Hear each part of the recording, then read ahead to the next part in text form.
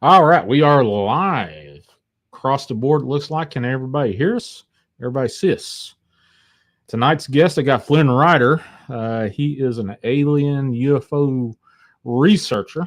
I've known him for what, about 2 years, 3 years, something like that. Mike, give or take. Oh, just a second. I believe I got rid of you for just a second. I don't know what the heck's going on here. Oh, well, wait a minute. Now I can hear you. I had your audio turned off as soon as I hit that thing. Sorry about that, Mike. Oh, it's okay. That's all Don't right. worry about it. That's all right. The broadcast and stuff is going on. Can everybody hear me over there in the YouTube land? So hit a thumbs up. Don Cho's over there. AJK. Let me make sure that audio is working just fine. Well, looks like it is, according to the little dots flying around. All right, AJK says he can hear. So cool beans. We'll be talking hot and heavy about alien species for the next hour or two. Mike Flynn Ryder, I've got his link for over on his YouTube if you want to follow that. I think. Nope, that's the wrong one. Hold on just a second.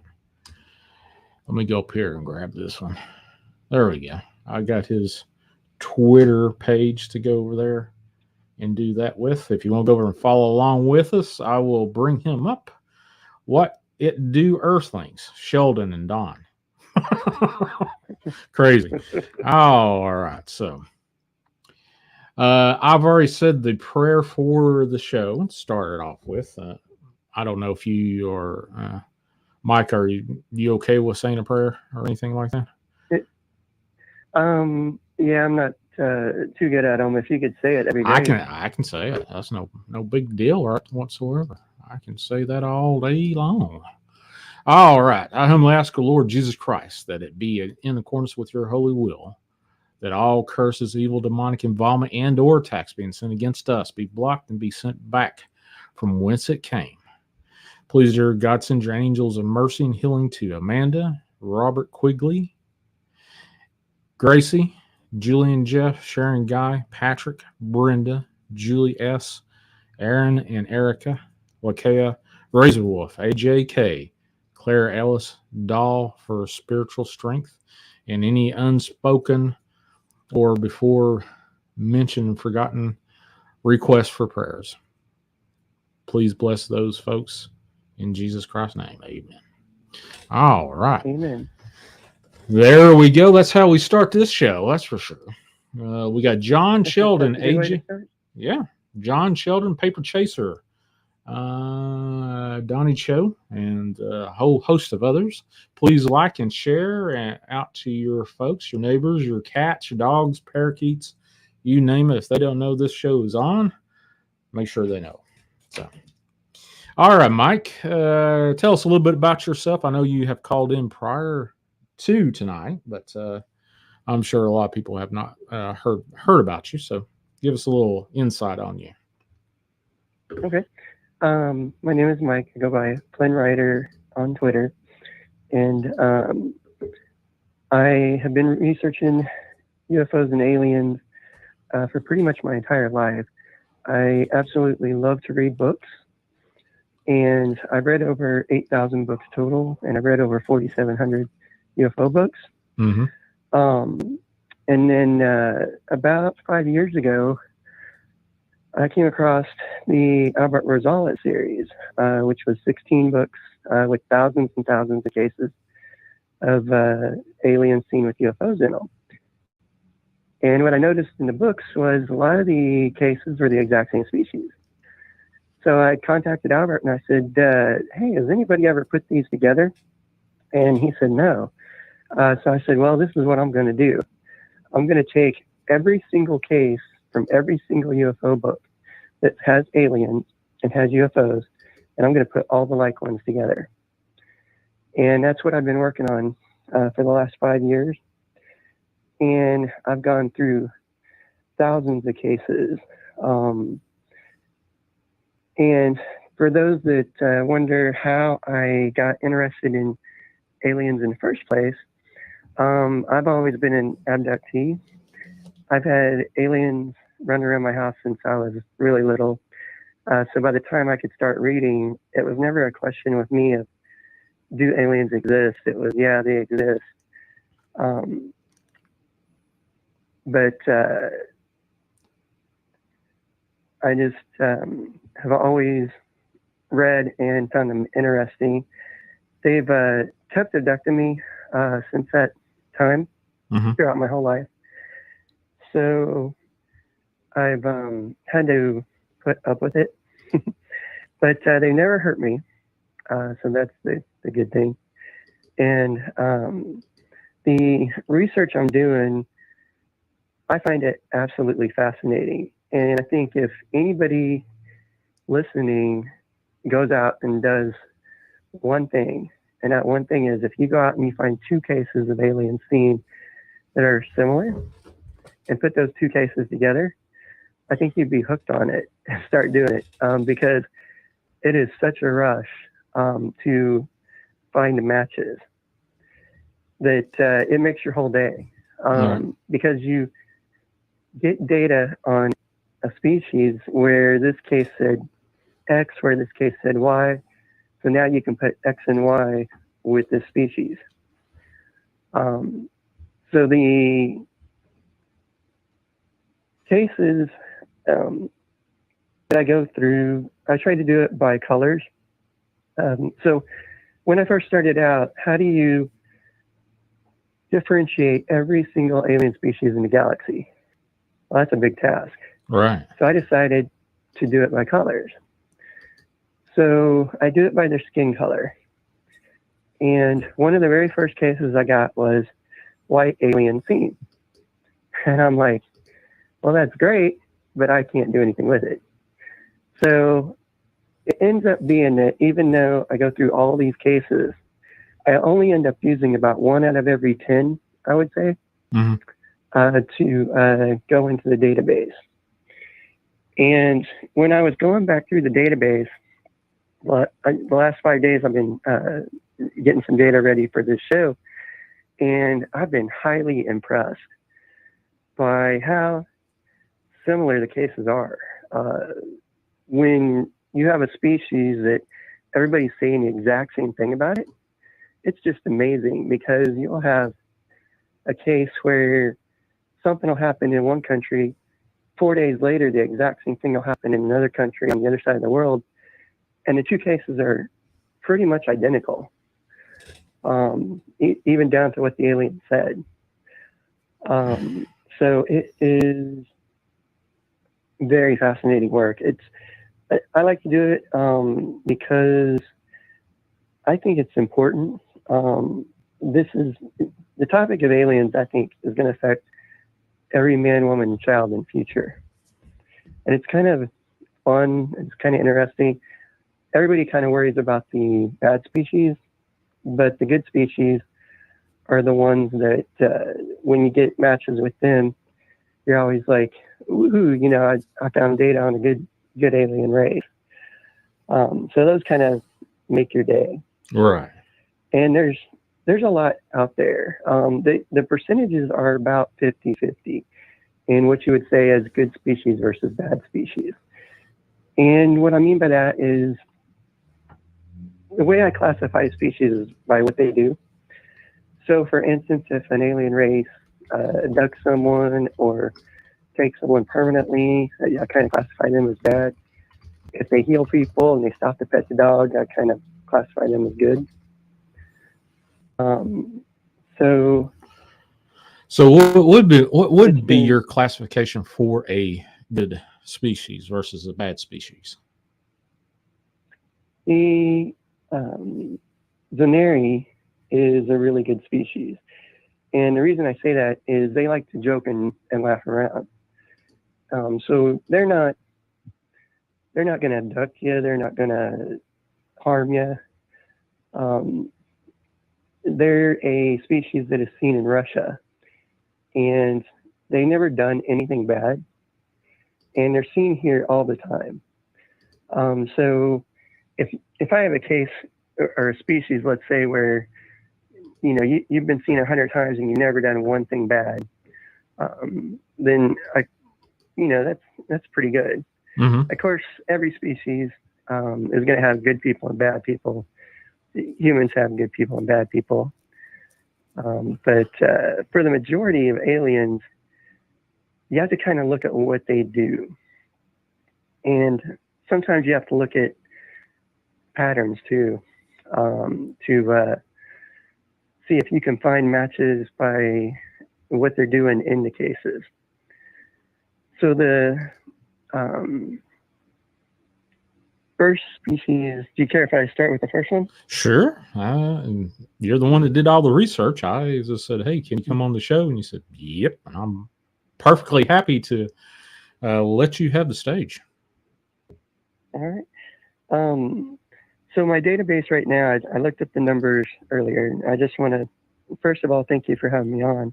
Well, thank you. The current numbers are, I've got data on 1,571 species of aliens. I've got data on 560 UFO crashes. And I got data on 442 underground alien bases. So that is my current numbers. So the way that it kind of works is like this. So the first, it starts off where you get a case. And you have to have a real good description. So in this first case, we're going to talk about, the description is this Aborigine tribe in Australia had an alien species land. They were 4 foot tall, yellow skinned, and they had wrinkles on their faces. And they took 20 people up into their UFO and they flew off. Well, the next day they brought 2 people back, 18 had died. But then a little while later, there was a second case. In the second case, Aboriginal tribe, 20 people taken. But in this case, they were all brought back. Now, what was interesting to me about this is the fact that the number 20 kept coming up. They're always taking 20 people. And I thought that's kind of interesting. Mm-hmm. But I have no clue who this species is. So what I started doing is I started finding a lot of cases of this species being seen. So yellow-skinned, 4 foot tall, have wrinkles. And they're always abducting people. So they're kind of hostile. And they're always seen in 2 places, for the majority of them, Australia and Canada.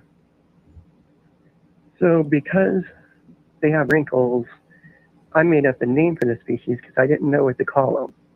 So I call them the olds. Okay. That's the name I started off with. All right. And I started getting cases of this species being seen over and over and over. And the interesting thing about this species is on their uniforms, they were always described as having flashing red emblems on their uniforms, like a flashlight symbol. Or their UFOs were 50 foot round, and they had 3 foot protuberances on the sides of them. So the UFOs were the same with this. The 3 foot protuberances is kind of different. Nobody really describes that. And then there was a lot of cases where people saw the symbol, a red flash light symbol. And as I was doing my research, I came across the dropa stones. And that is what really made me figure out who this species was. So the dropa stones were stones found in China, and they date back to about 10,000 BC, and they tell the story of a UFO crash. And this UFO crash, the aliens and the dropa stones described this specifically. And here's where it gets interesting. They described them as 4 foot tall, yellow skinned, wrinkles. And wrinkle, the old ones. Yeah. Yeah. So hey, so the dropa are who this species is. So, wow, that's really interesting. So when the dropa stones were found, there was some cave art found in the cave with them. And the art went from a star, which turned out to be Sirius, to the moon, to the Earth. And that's kind of a weird line. But in, let's see here, in,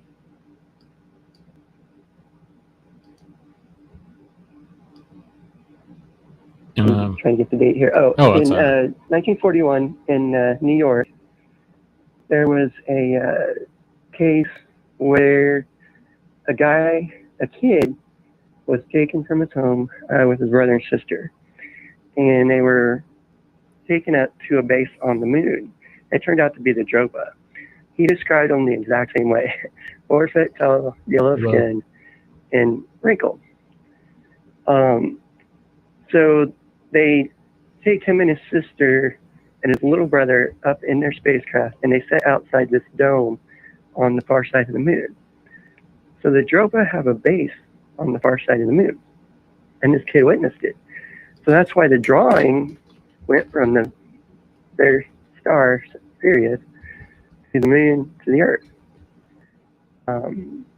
because that's kind of the progression that they made. So when I'm looking at these cases like this, the fact that you have this moon base that's been witnessed, and then you have this symbol on their chest, and you find out where they're from, which in this case is Sirius, is all facts that if you just look at the beginning case back again, you know, an Aboriginal tribe sees 4 foot tall, yellow-skinned, wrinkled beings, and you wouldn't know anything about them unless you've done all this research and put all these facts together. And then you can kind of piece together everything about this species. So where did this species originate from? Why are they here? Where did you get that out of it? They seem to be here to abduct people. One of the theories is that they were creating hybrids, which was on the dropa stones. Where they come from is Sirius, but it's kind of interesting. Sirius is supposed to be a double star, but according to the data, this species comes from the 3rd star of Sirius. So that part's kind of iffy, but there was multiple pieces of evidence that pointed to that, and that involved the star map on the wall, and it also involved their descendants over in China, where they kept breeding with humans and creating shorter and shorter people over there. They kind of told the story of where they came from, because there was actually a dropa tribe over in China, in this area where the dropa stones were found. So that's kind of how it works. You go from, I don't know anything, to I'm calling the old because I don't know who they are, to I've got all the data in the world on them. So how much data have you collected? How much data have you collected over the years on the dropa? On the dropa, I've got multiple pages of dropa cases. I would say I have, of the dropa, I think I have 7 pages front and back. And a case is about every 2 or 3 lines. Okay. So however much that equals out to. Yeah, that's kind of how it works. The next species is the Aldebarans. And the Aldebarans are interesting because there was a case in 1957 where a guy in Germany actually got to talk to Aldebarans for a very long time. And I love these cases because you get a ton of data. And the Aldebarans are from Alpha Tauri, and they have 2 planets in their system. The first planet's called Arian, and it is the fourth planet out. And the second planet called Eru, and it's the second planet out. And they have beings from Arian, and they have beings from Eru. Now, if you remember Germany, the 1930s, the Aryan race kind of sounds a lot like this planet's name, Arian. So with this species, this guy was taken up to their mothership in orbit, and he got to talk to them for a very long time. So what a Aryan looks like is it looks completely human. You can't tell an Aryan from a human at all because they're exactly like us. Now the Aru are a little different. They're shorter, and they have 3 fingers on their hands. And they're close enough to us that they can actually pass as us if they like put their hands in their pockets and walk around. They could easily pass as a human. The reason I bring up the Aldebarans is they have a progression that they go through in every case. And so the first part is they always compel the witness to drive to a location. And if you ever see that in a UFO case, you can solve a UFO case in one sentence. The witness was compelled to drive to a location. Okay, that's the Aldebarans. You can mark that down. And I've actually done that before without reading the whole rest of the case. And I turned out to be right. Because, and more times than one, because it's just how the Aldebarans start their cases. They also teleport witnesses up to their UFO, and they have a ozone smell to their teleporters, and the person will black out for just a sec, but they come right back. So then when they get onto the UFO, the Aldebaran UFOs are kind of interesting because they have a floor viewer that everybody describes as they have like a TV in the floor. So you can see different things on it. And once they get you up into the ship, then this part's kind of interesting. They always lie most of the time. This one case they didn't. But in the majority of cases, they will actually lie about where they're from. And they'll just make up planets. The next thing that they do is they tell the witness that they're special and that we need to stop nuclear bombs. And then they send the witness back. But their uniforms are interesting also. They have the most interesting uniforms of any alien species. Because if you're standing in front of, let's say, like 30 Aldebarans, and you're looking at them, all their uniforms will change colors at the same time. And when they do that, they almost always go from brown to silver, but they actually will change different colors, and they'll also say green. And depending on what color their uniform is at the time, they'll lie and say different places that they're from based on their uniform color. Now, Aldebarans, as far as are they good or bad, they lie in every case. So you would think like, well, they're kind of bad. You can't trust them. But they do have cases where they do heal people. So it's kind of a toss-up. It's kind of like Earth, like you have good people and bad people. The Aldebarans also live 4,000 Earth years. They call their son Raula, R-A-U-L-A, and they have a base on the moon, and they have a base in Antarctica. And they speak with German accents, so they could fit into Germany no problem. They also have a base in El Yunque, and Colorado, Proxima Centauri, and Orion. So they kind of have bases from all over. So why such a large footprint across the galaxy? The way that I kind of view these species is, if you think of Star Trek, you know how you have the Federation, you have the Klingons, and you have this border between them. Take out the border. So you've got races that are aligned with each other, kind of here, there, and everywhere. Mm-hmm. And space is so large that it's hard to police that, because space is just massive. So it's hard to keep a hold on, one particular territory, because you're going to run into races that are just more advanced than you, and you're just not going to beat them.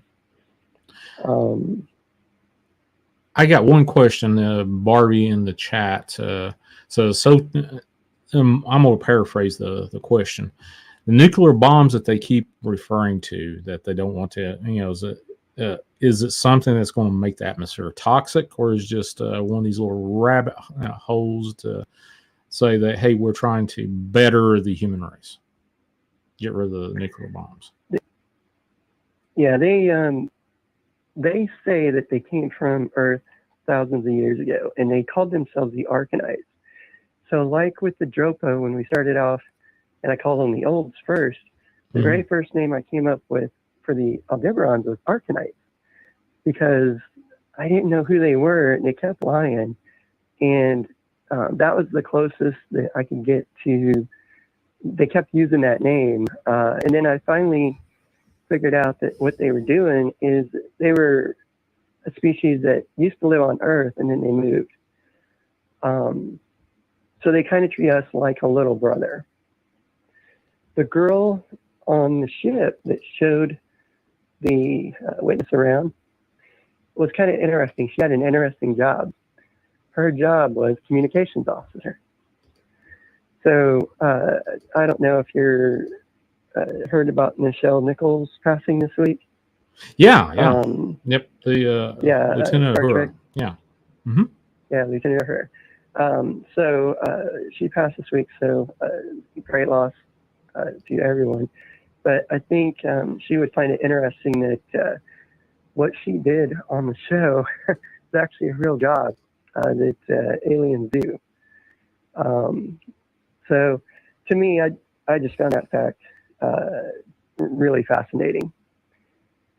The next species that I have is one called Zonari. And I kind of mentioned them earlier. They're a green satyr species. They look like green satyrs. Their skin is green. So the old myths about satyrs probably came from people seeing this species. But they're always seen in one location on planet Earth. And that's a place called West Yaroslavl, Russia. And they're seen there all the time. But the thing that you got to know about Zonari is, if humans look at them too long, they will actually go blind.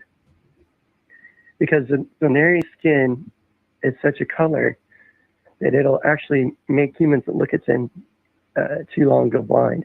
So even though Zonari are friendly and you can joke around with them and they're a really nice race, you can't look at them. You can, you can look at them for a long time without going blind, but eventually you will go blind if you keep looking at the Zonari. Mm-hmm. And the interesting thing about the Zonari is there was a case in 1932. They actually brought 3 animals from their planet down. And the 3 animals that they brought was a monkey that could run really fast, an elephant that had no trunk, and a dog whose head looked straight up and down. So they also use telepathy, and they also use robots, and they kind of use robots to help them. They have four-fingered hands, and they believe in one God. They also can remote control their UFOs. And then one kind of funny story about the Zonari is in 1940 in Russia, there was four Zonari standing around a cow, and the cow was bleeding. And this Russian woman comes out and sees the cow bleeding, and she thinks they're mutilating the cow, but they really weren't. And so she starts scolding them.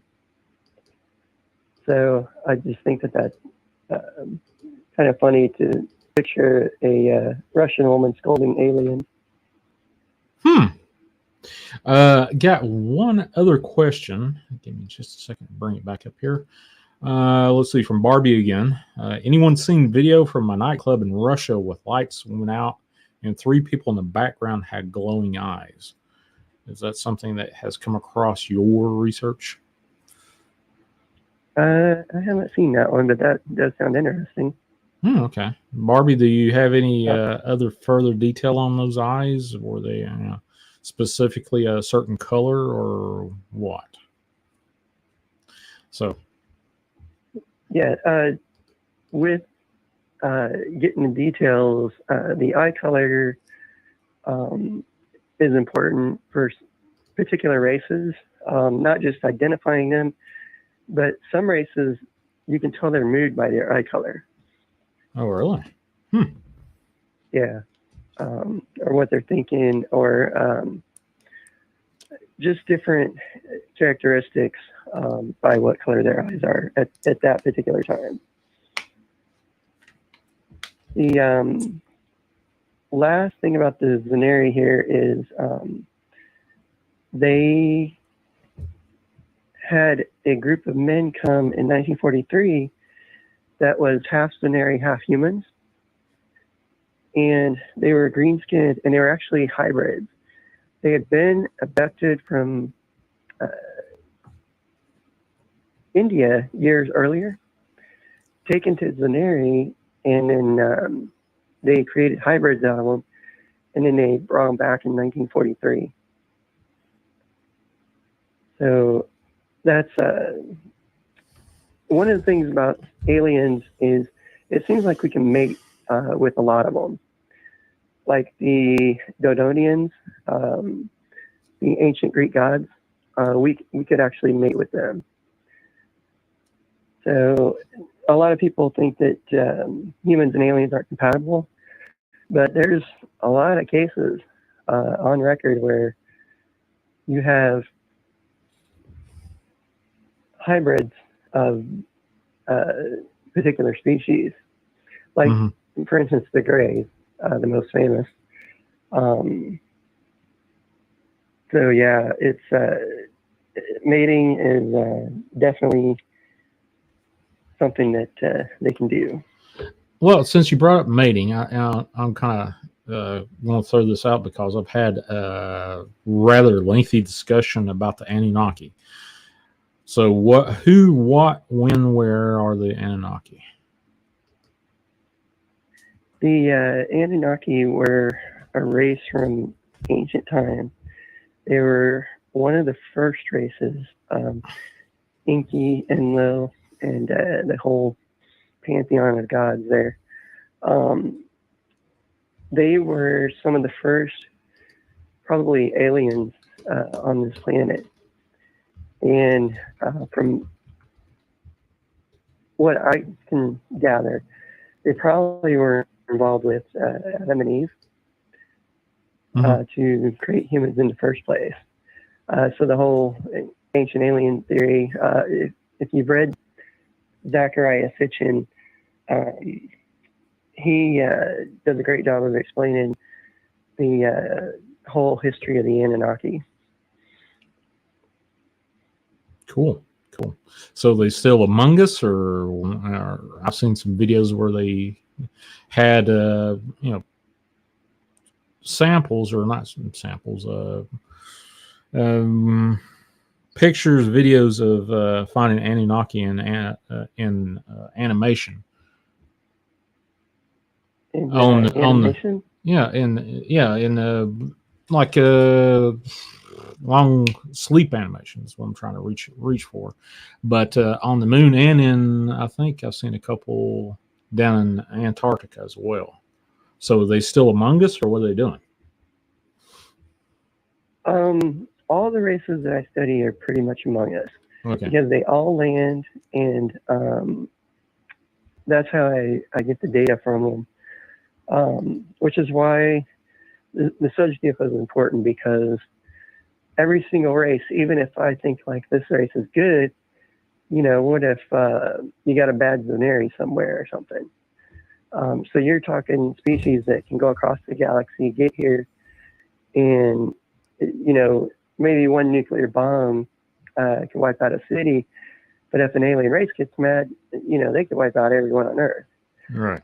So the technology of all of these races, 1,500 races, all is better than us. We can't go anywhere. So we have to really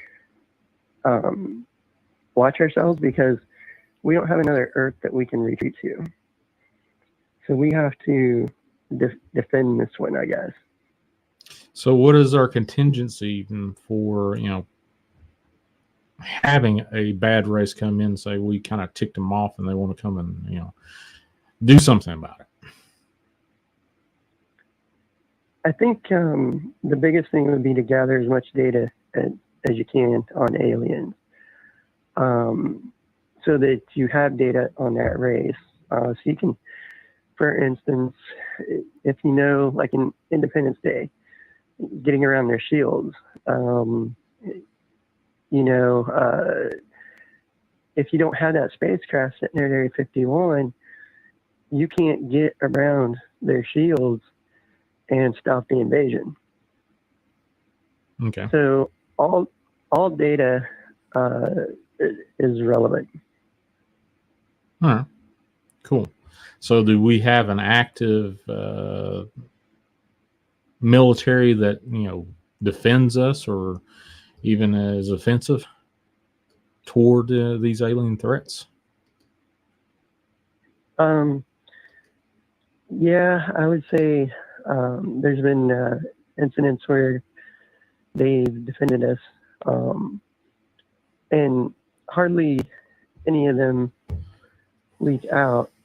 But there was one a few weeks ago, which was kind of interesting, which Lon Strickler shared about the military shooting at the jets shooting chemtrails, and the military would fire at them, hit them, and it did no damage whatsoever. The jets just kept flying. Okay. Let me see if I can find that. Was it on his Phantoms and Monsters report or something on Fortune? I think it was on his Twitter feed. Oh, okay. Yeah, that was a really interesting case, because you would think a missile would shoot down a plane. Well, that was no ordinary plane. You know what I mean? Yep. So, but the abductions that I had throughout my life. Do you want to talk about the alien battlesuit? Yeah, sure. That'd be great. Well, first off, give since we just, looks like we doubled the people that are listening, give us another insight of how you got interested in this UFO phenomenon. Why are you researching this? And then we'll jump into the alien battlesuits and the 100 missions that you have been on. Okay. Yeah, I got into UFO research because I started getting abducted when I was real little. And before I could even read, I was having experiences. Okay. So for me, it was never a question of do aliens exist. I've always had abductions going on. And one of the most interesting sets of abductions was what I call the alien battlesuit mission. It happened while I was in college. And what would happen is I was actually recruited to, I believe, an Arcturian ship. And they picked a certain number of people from Earth, and they gave them battle suits. And these suits they would put Iron Man to shame. We could do everything. We could stop time. We could walk through walls. We could teleport. We could fly. We could literally do it all. And so there was never really any danger a lot of the time with these suits because they were so powerful. Mm-hmm. But the aliens were very picky about who got them because you're given an absolutely massive technology to somebody. You're handing it to them, and you got to know that this person isn't going to do something bad with it. So they put me through all kinds of tests and to test my personality and see what I would do, how I would react in situations, and that kind of thing. And then what was kind of funny too is my very first mission later became a training exercise. So they actually used one of my first missions to train people later in using battle suits. And there's a show out there on Hulu, and it's moving to Disney Plus called Find Me in Paris. Find Me in Paris is interesting because it's the Arcturians putting info into the writer's head. They're using that for the time travel part. Arcturians can time travel.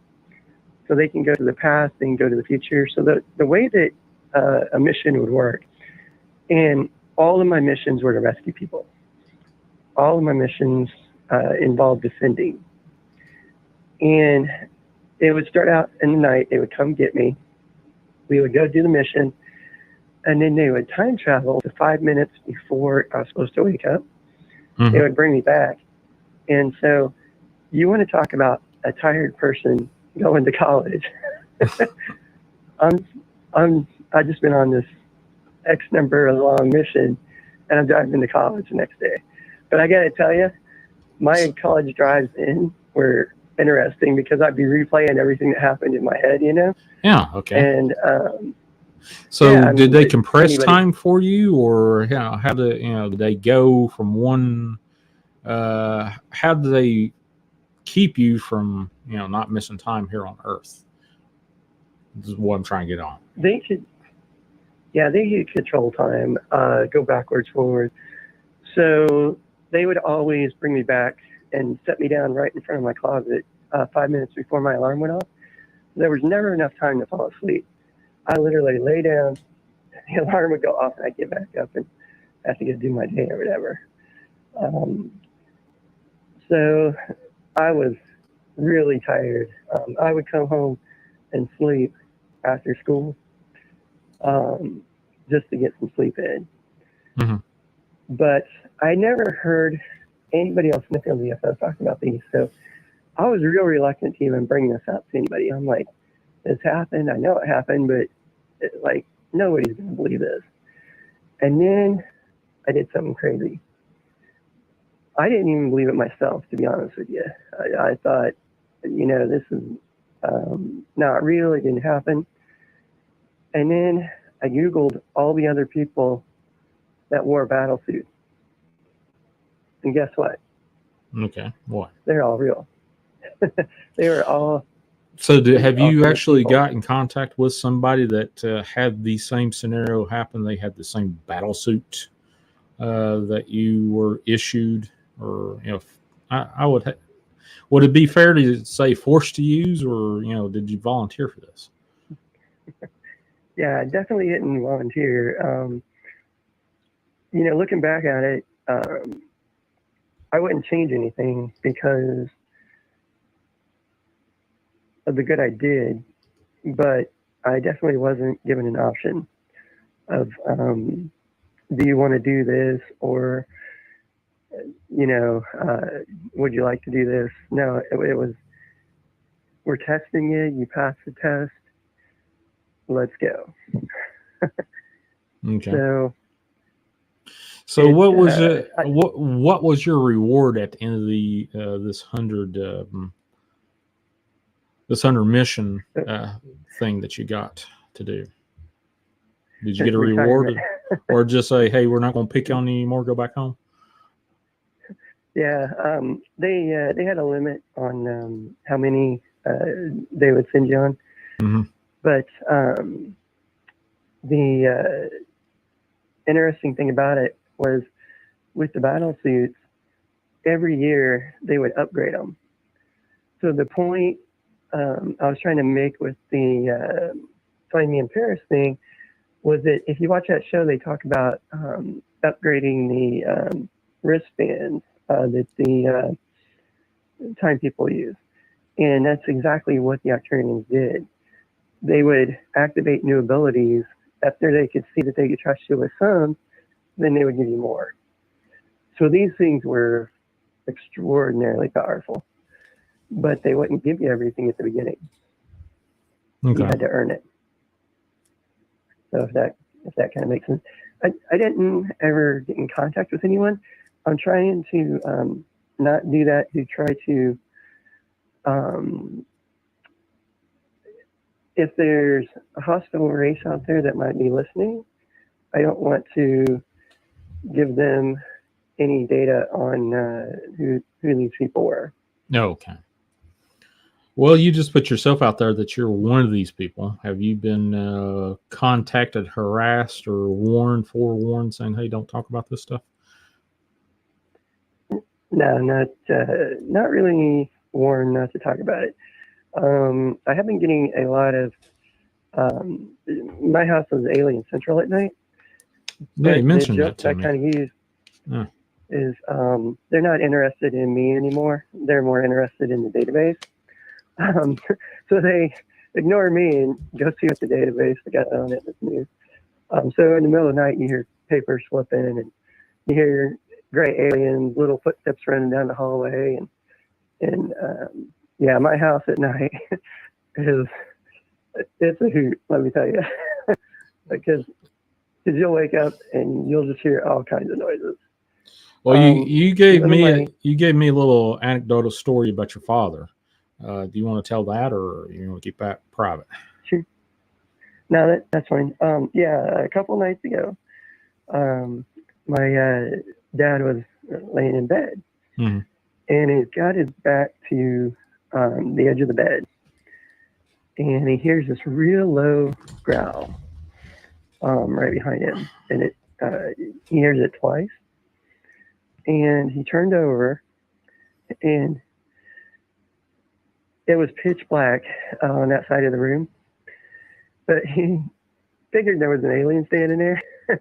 So he says to the alien, he goes, "Dude, you got the wrong room." Oh man! All right, we got a couple of questions for you. Questions. So, what is the deal with the gray aliens? The gray aliens, there's all types of gray aliens. They come from lots of different planets. So Zeta Reticuli is one of the main ones. There's also grays from HD 5015. HD 5015 grays are most famous for the Lonnie Zamora sighting. But they're also famous for the Betty Andreasen sighting. They have a base in the Caspian Sea that many people have been taken to. And so the emblem on their UFO looks like a line with an arrow over it with a half moon above it, or with a line above it, angled. So that's the emblem on their craft. And the emblem on their uniform is a bird, kind of like an outline of a bird. And when they die in our atmosphere, they change colors. Their skin turns brown. And they crash all the time. Grays from HD 5015 cannot drive at all. They So they have They, aircraft. Do they have these spacecraft that have like a robust autopilot, or are they just like crashing? I'm not sure what causes so many crashes by this one particular species, Mhm. but this species is like double to triple the number of crashes that any other species out there has. It's just I don't know why, but they just can't drive. So, but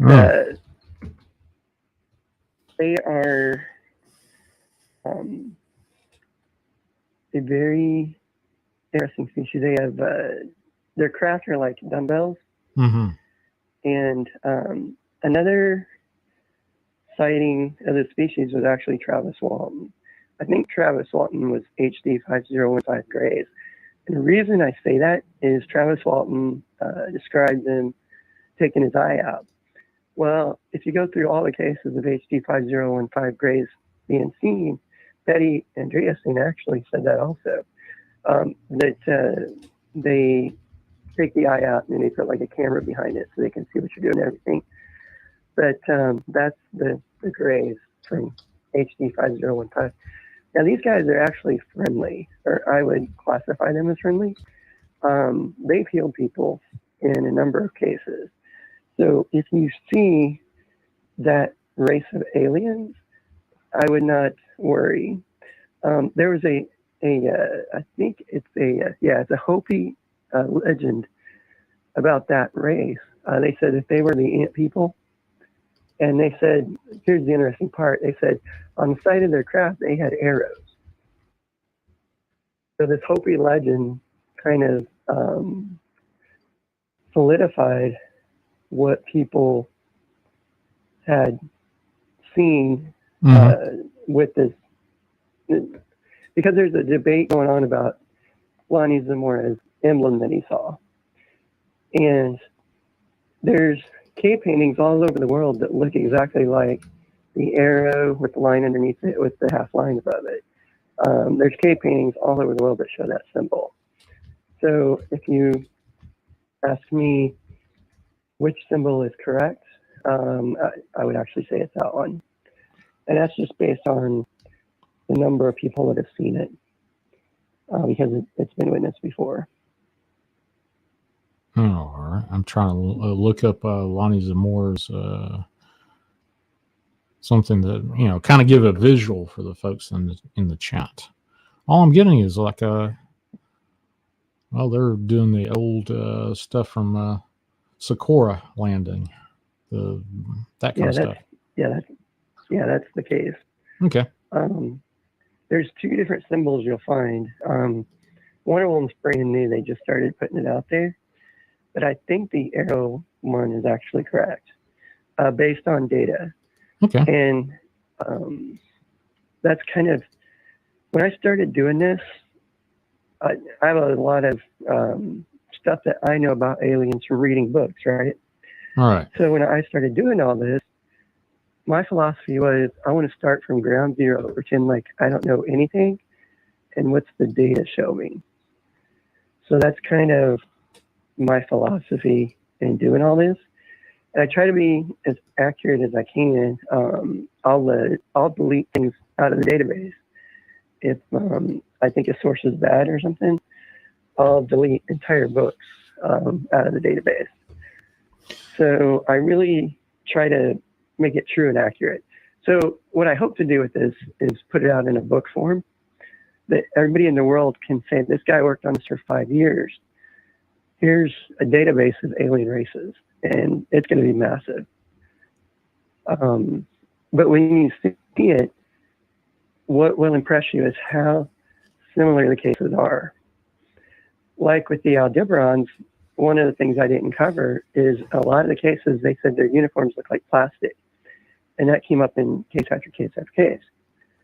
It's similar, and everybody keeps saying it. But if you don't know that, if you're like making up an Aldebaran case, you're not going to say that. You know what I mean?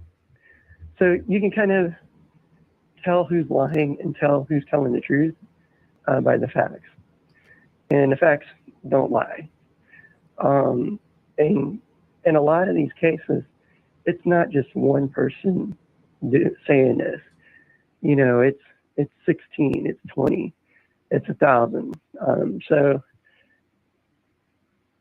there's a lot of species out there that people have seen multiple times, that if somebody is not familiar with the subject of UFOs or aliens, let's say, they're not going to know all these facts. So the more you learn, the better off you are. Huh. So, what kind of technology have we gained from either, the aliens given to us, or we've, kind of stolen from them from wrecked vehicles? The biggest thing would probably be civilization.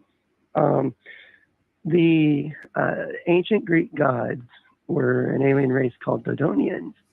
Mm-hmm. And the Dodonians were about 10 to 12 feet tall, and they had gold skin. And they actually started schools for humans here on Earth, and they civilized us. We were, hunter-gatherers, cannibals, and they turned all that around, civilized us, taught us, and then created schools to make us, save for winter and stuff like that. So the biggest contribution that aliens have ever made is they gave us civilization back a long time ago, but it did happen.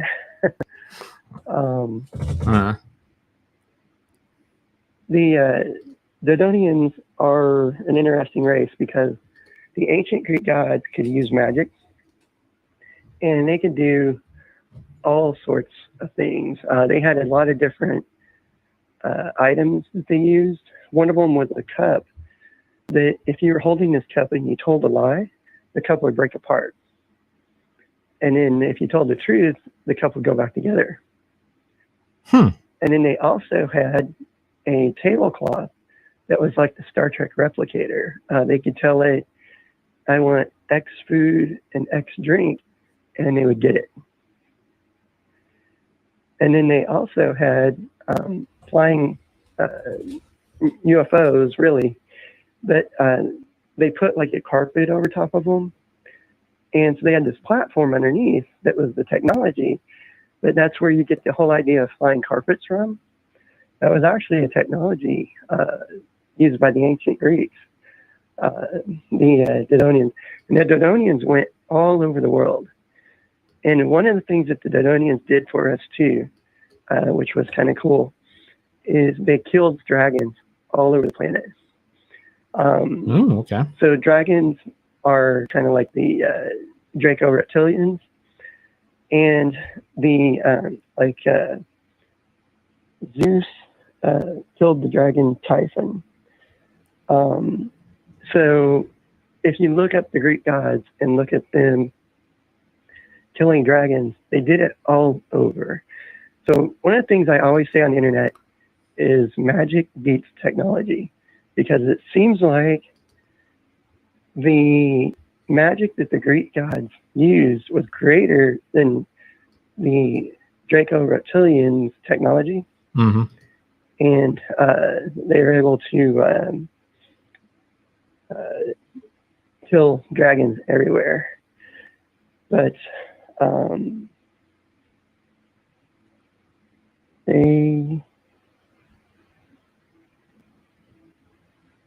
give me one sec here. Okay. One of the other interesting things about the Dodonians is you always know the expression when you're out drinking about drinking the worm. Oh, yeah. That actually comes from the ancient Greeks. And they would tell women to drink the worm, and then they would be reborn from them. So I don't know if they were actually the worm themselves, or if it was like a cloning type thing. But they would actually have women eat the worm or drink the worm back in the old days. So if you have the question now that you know that about the ancient Greek gods, and they ask you, do you want to drink the worm or eat the worm? The ancient Greek gods did a lot for humans back in the days. So at first I said no because I thought that they were hostile. But reading more and more about them, I think they're good. So I would probably tell women to eat the worm. Why? Since wouldn't they give birth to like a hybrid or A what? god. Yeah. Yeah, a god. So they would have all these powers that their kid would have that they would then have access to. They could probably tell their kid what to do. But the whole worm thing with the ancient Greek gods is kind of interesting. And then the god Artemis was also interesting. He rode on a sleigh pulled by reindeer that had a golden horn. So who does that sound like? Santa Claus. Santa Claus and Rudolph. Oh. So that comes from a ancient Greek god, Artemis. So that's when I saw that, I was like, wait a minute, that's Santa Claus and Rudolph. The people, so when I wore the battle suit, the Arcturians were part of the Federation of Worlds. And the Federation is kind of like a conglomerate of different species. And one of the species is from Tau Ceti. And Tau Ceti has a planet around it called Norca. And Norca, the beings there have pointed ears. So they kind of remind you of Vulcans or of elves. Those two legends. Okay. And there was a UFO crash in 1960 in Canada. And this alien crash, his name was Hank, or the scientists called him Hank. And he said he was from Norca, around Tau Ceti. And he said, I've also come from a Federation of Planets world. Kind of interesting because of Star Trek. And we have a friendly species that's also in the Federation that lives on Epsilon Eridani. So if you go and you look up the first Project Ozma, which was the first SETI program, they looked at 2 planets. And the 2 planets were Tau Ceti, or the 2 stars, and Epsilon Eridani. So they probably had inside information on what stars to aim at, if you go by what the witnesses said about that particular case. So are we currently at war as a species from this planet? Are we currently at war with any particular species, or are other species protecting us from said war? I don't know. But the data points to, the data points to that we are at war with everything that's going on. And there's a famous book I want everybody to go look at, UFO Hostilities, and it's chapter 34 in that book. Go read it, and it will blow your mind. So imagine somebody writing a book in 2004, and for the next 18 years gets everything right. So what do you mean by accurate? Okay, so it's UFO hostilities and the evil alien agenda. Is that the one you're talking about? Yeah, the exact name of the book is Yeah, UFO hostilities and the evil alien agenda. All right. I've got the Amazon link here, and there we go. Yeah, everybody should read that book because that's interesting. And that's kind of talking about current events, put it that way. Are we talking about what the entire planet has been locked down for the last 2 years because of the unknown origin sickness, illness? Is that in the book? Yeah, that's in the book, but he got the illness right. He got the president right. When you read it, it's just amazing. So, yeah, and that was a Draco reptilian that wrote that. Or what it was is that was actually a human that dated a Draco reptilian for 2 years, and then wrote the book. So the other planet that the Tau said he were friends with, Epsilon Eridani, the name of the planet around there is called Iarga. And Iarga is a pink and white planet. And they look like horse heads. And they have metal chest plates, kind of like armor. And the most famous case with them is there was a Netherlands case in 1967 where an Iargan was drowning out in the ocean, and a guy jumped into the ocean and he saved an Iargan's life. And a ship landed, and then they ended up taking him up to their planet, showing him around. So it was a very long case, very detailed. And so now, if you ever hear somebody saying, I saw an horse-headed shaped species, it's probably the Iargans. They're about 5 foot tall, and they're very friendly. They actually radiate friendliness. There was a case in Arizona in 1988 where a woman was staying in a hotel room with her family, and 2 Iargans walked through the wall. And she started to panic because she didn't know who they were. Even though they're a friendly species, she didn't know that. So she started panicking. And they looked at her and they go, oh, we're just passing through. And then they walked out the other wall. So that's one of those cases where the woman didn't know who they were. But once you learn that Iargans have a horsehead species or shape to their head, then you can throw the cases to them there. And since they walked through the wall in that case, you know that Iargans have that ability.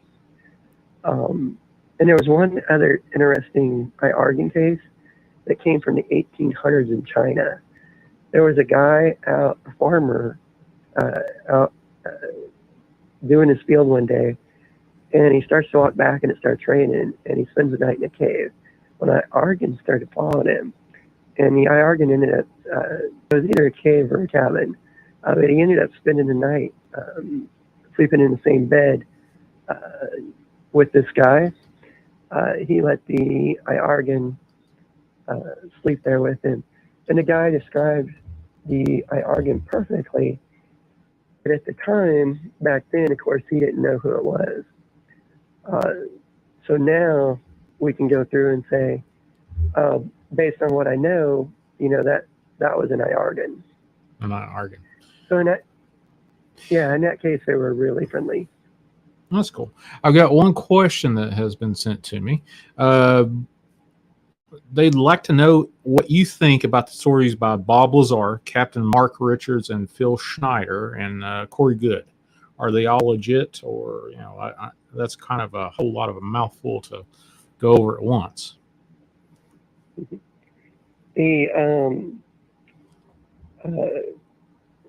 Not really, in my opinion. And I say that based on the data. So, for instance, like with the Zonari, there was a Zonari UFO crash in 1968 in Mexico City.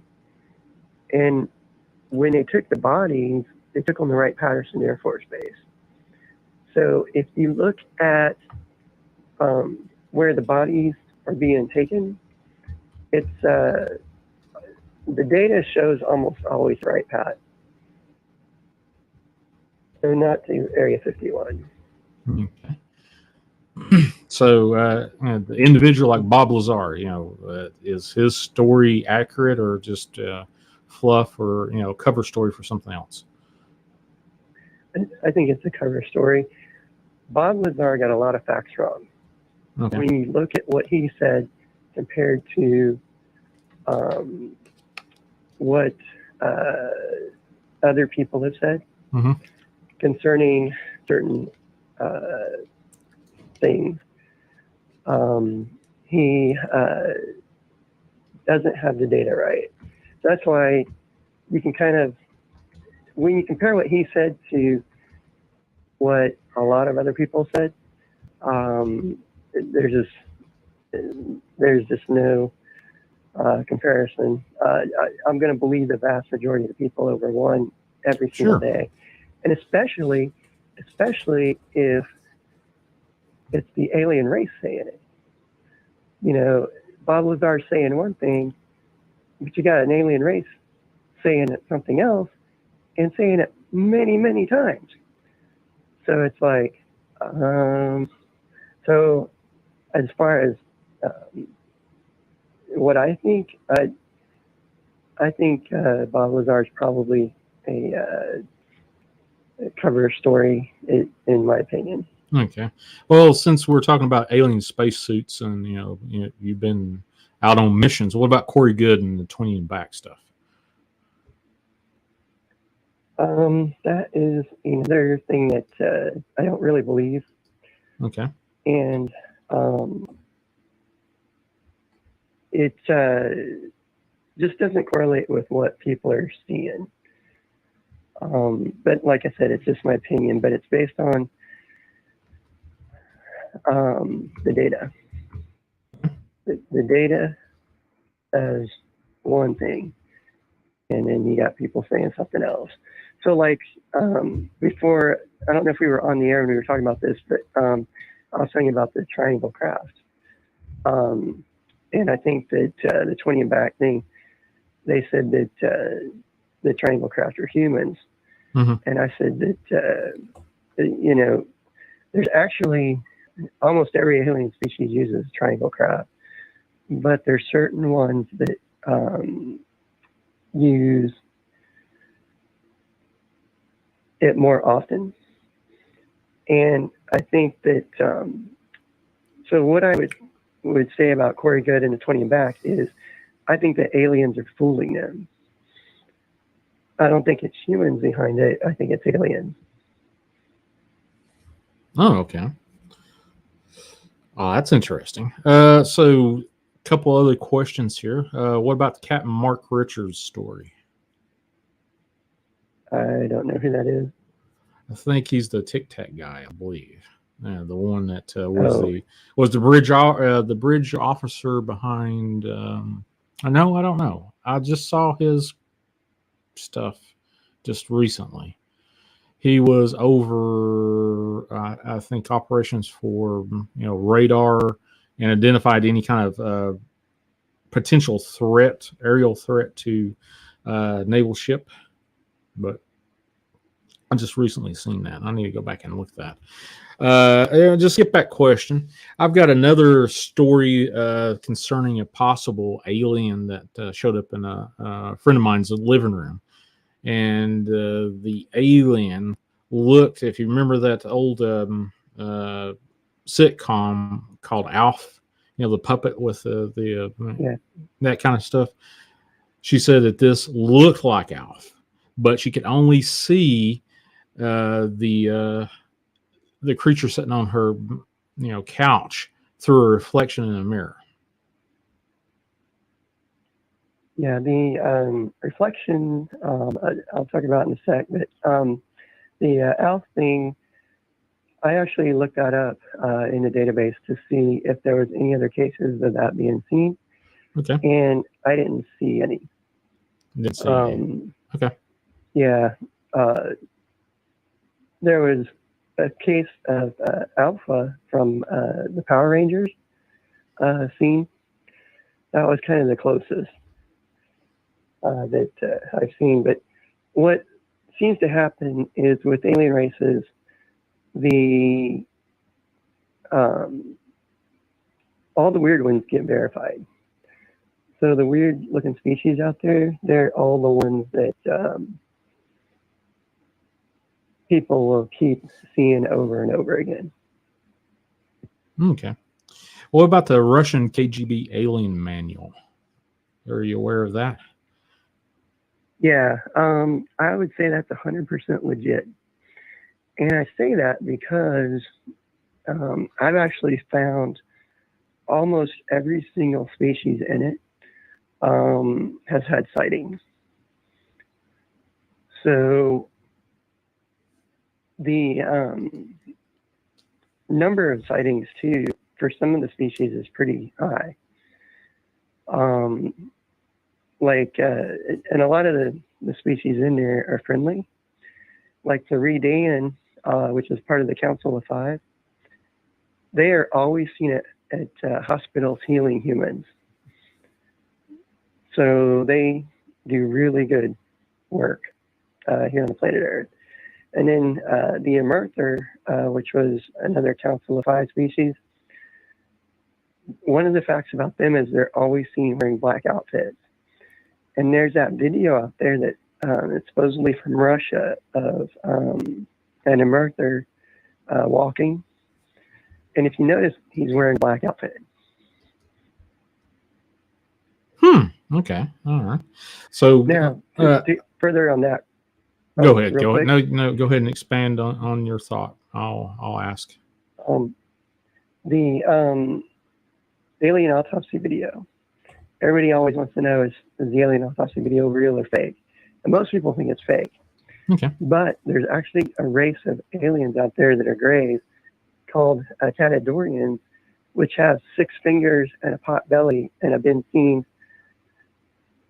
They're like the 3rd or 4th most seen gray species. So they're seen all the time. So there very well could have been a Catadorian laying on that table. Could have been. So you think it was accurate? It wasn't a replication, staged event based off of a true story. It was actually real. Yeah, I think it was real because there was some frames in there where they cut out and they showed the blood splatter, the length of the toes. There was a huge article done on the alien autopsy thing that tried to argue that some of the frames in there were actually real. And the way that it argued with it was it showed the differences between, like, the toe lengths in some of the videos was different. So you have some frames that are real and some frames that are fake, which is what they said it was to begin with. Okay. All right. Let's see. Let me check through here. What about Project Camelot, the interviews? Do you know anything of that nature? A little bit, but it's been a long time since I've read anything on that. Okay. Well, I know you prepped just to talk about specific alien species that is on this planet. So, what's next on your list that you haven't talked about? Sure. There's a race out there called Umo. Umo. And Umo's interesting because, Umo, kind of like Uno, but with M's. They come from Wolf 424, and they're actually a conglomerate of species. So there are a whole bunch of species together.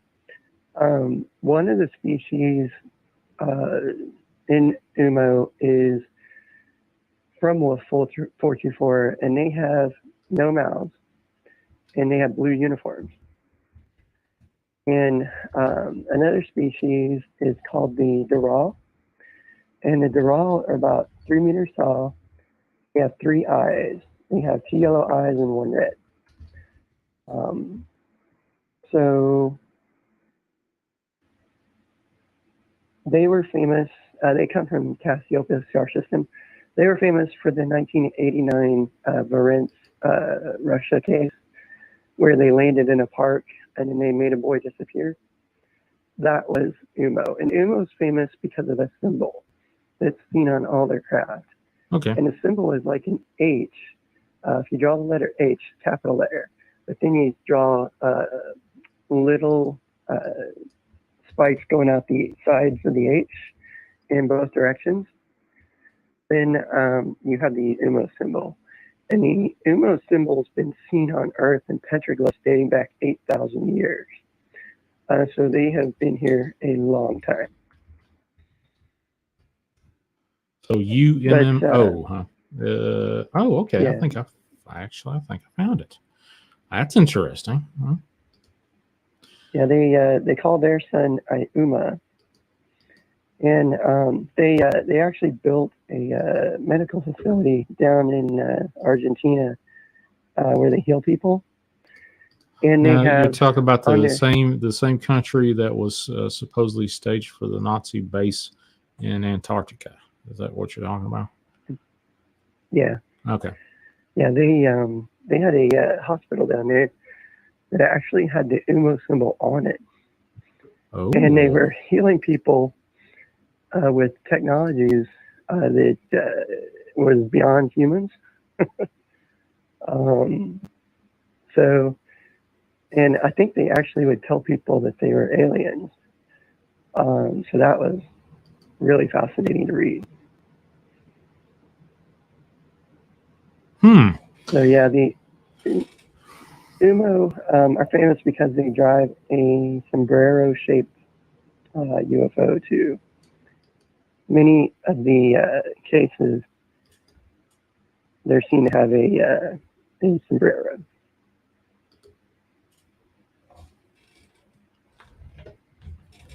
Interesting. Well, this symbol from UMA, does it look like a H with a line, vertical line that goes through the middle of it? Is that the...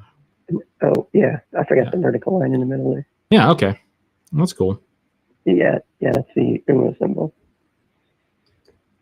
Cool. All right. I'm glad I could find that right on the fly there. That's interesting. Appreciate that. So what's next on the list past UMA? We have the Arcturians. The Arcturians are one of the best species out there. They are seen driving ball-shaped UFOs, and they're like see-through. And they're called the angel species because they always pretend to be angels. But what they do is they've got advanced technology that they use on their left wrist. Okay. That they hit buttons, and they can look like any species on any planet.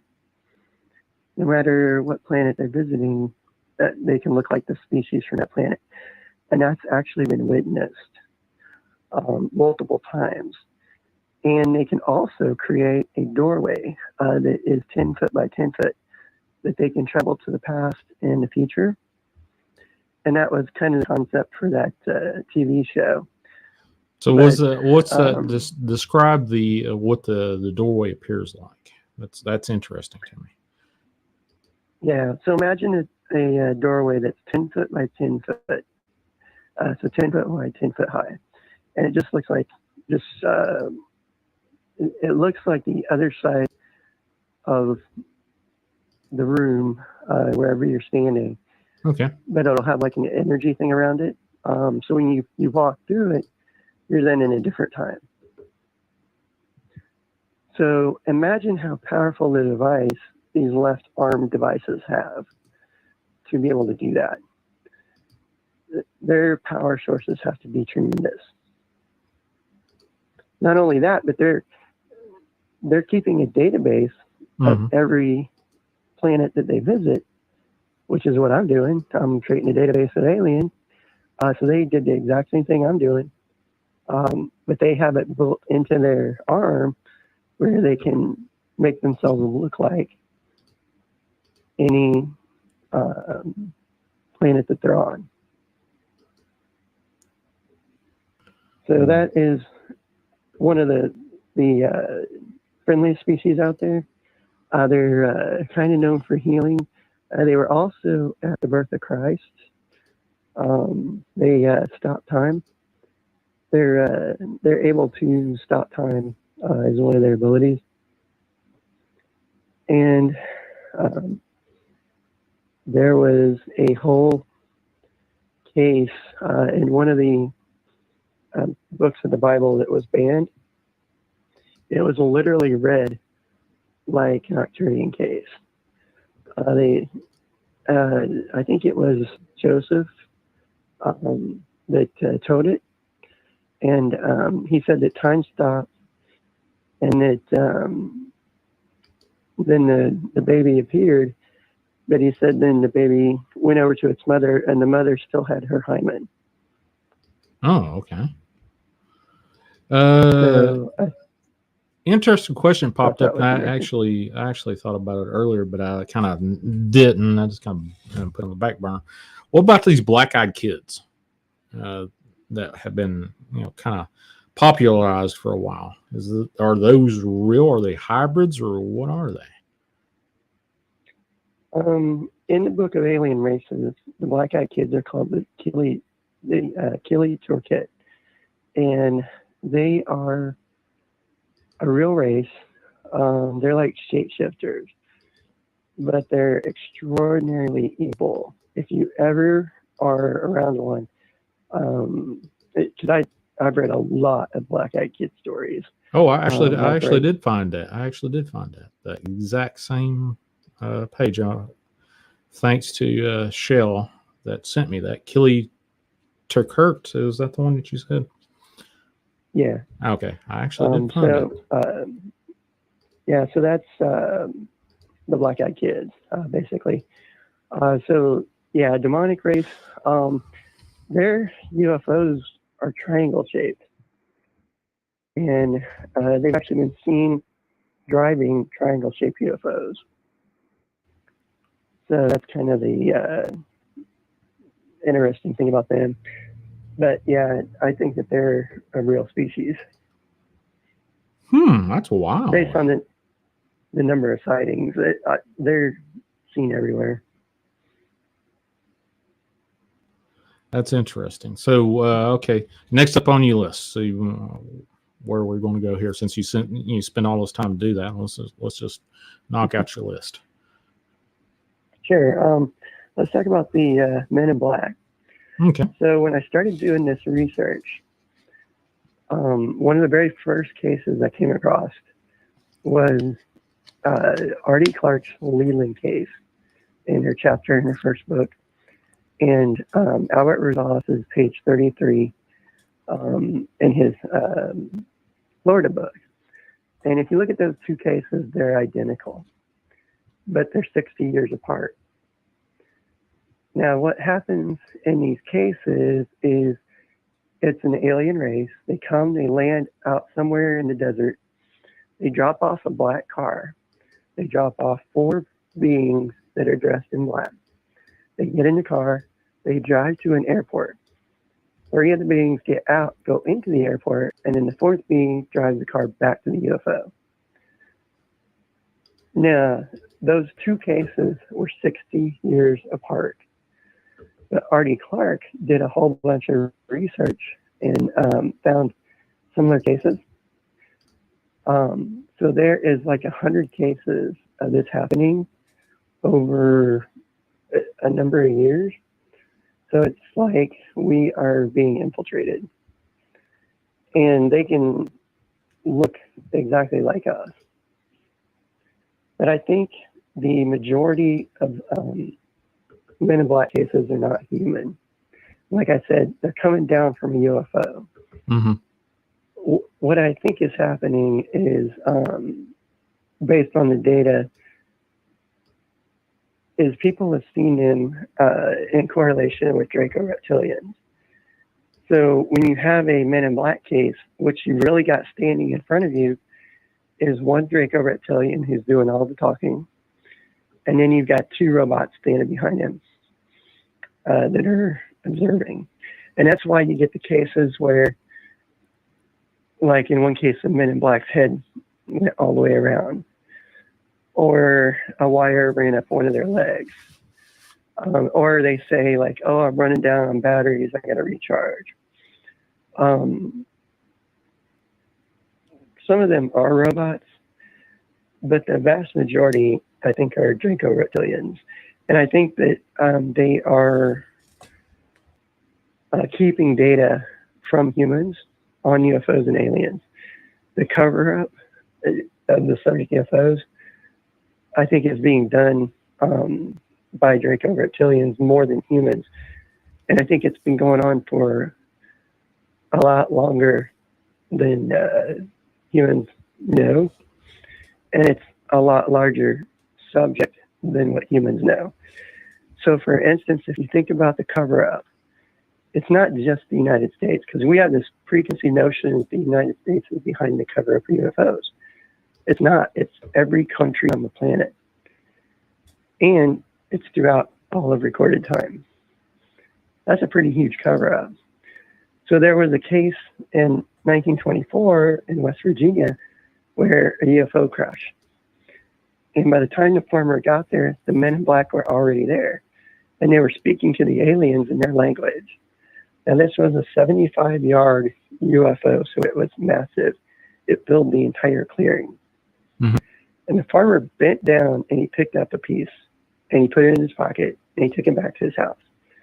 Later that night, the Men in Black showed up at his house and they didn't know where he lived, right? But at 3 a.m, they knocked on his door and say, we need that piece back.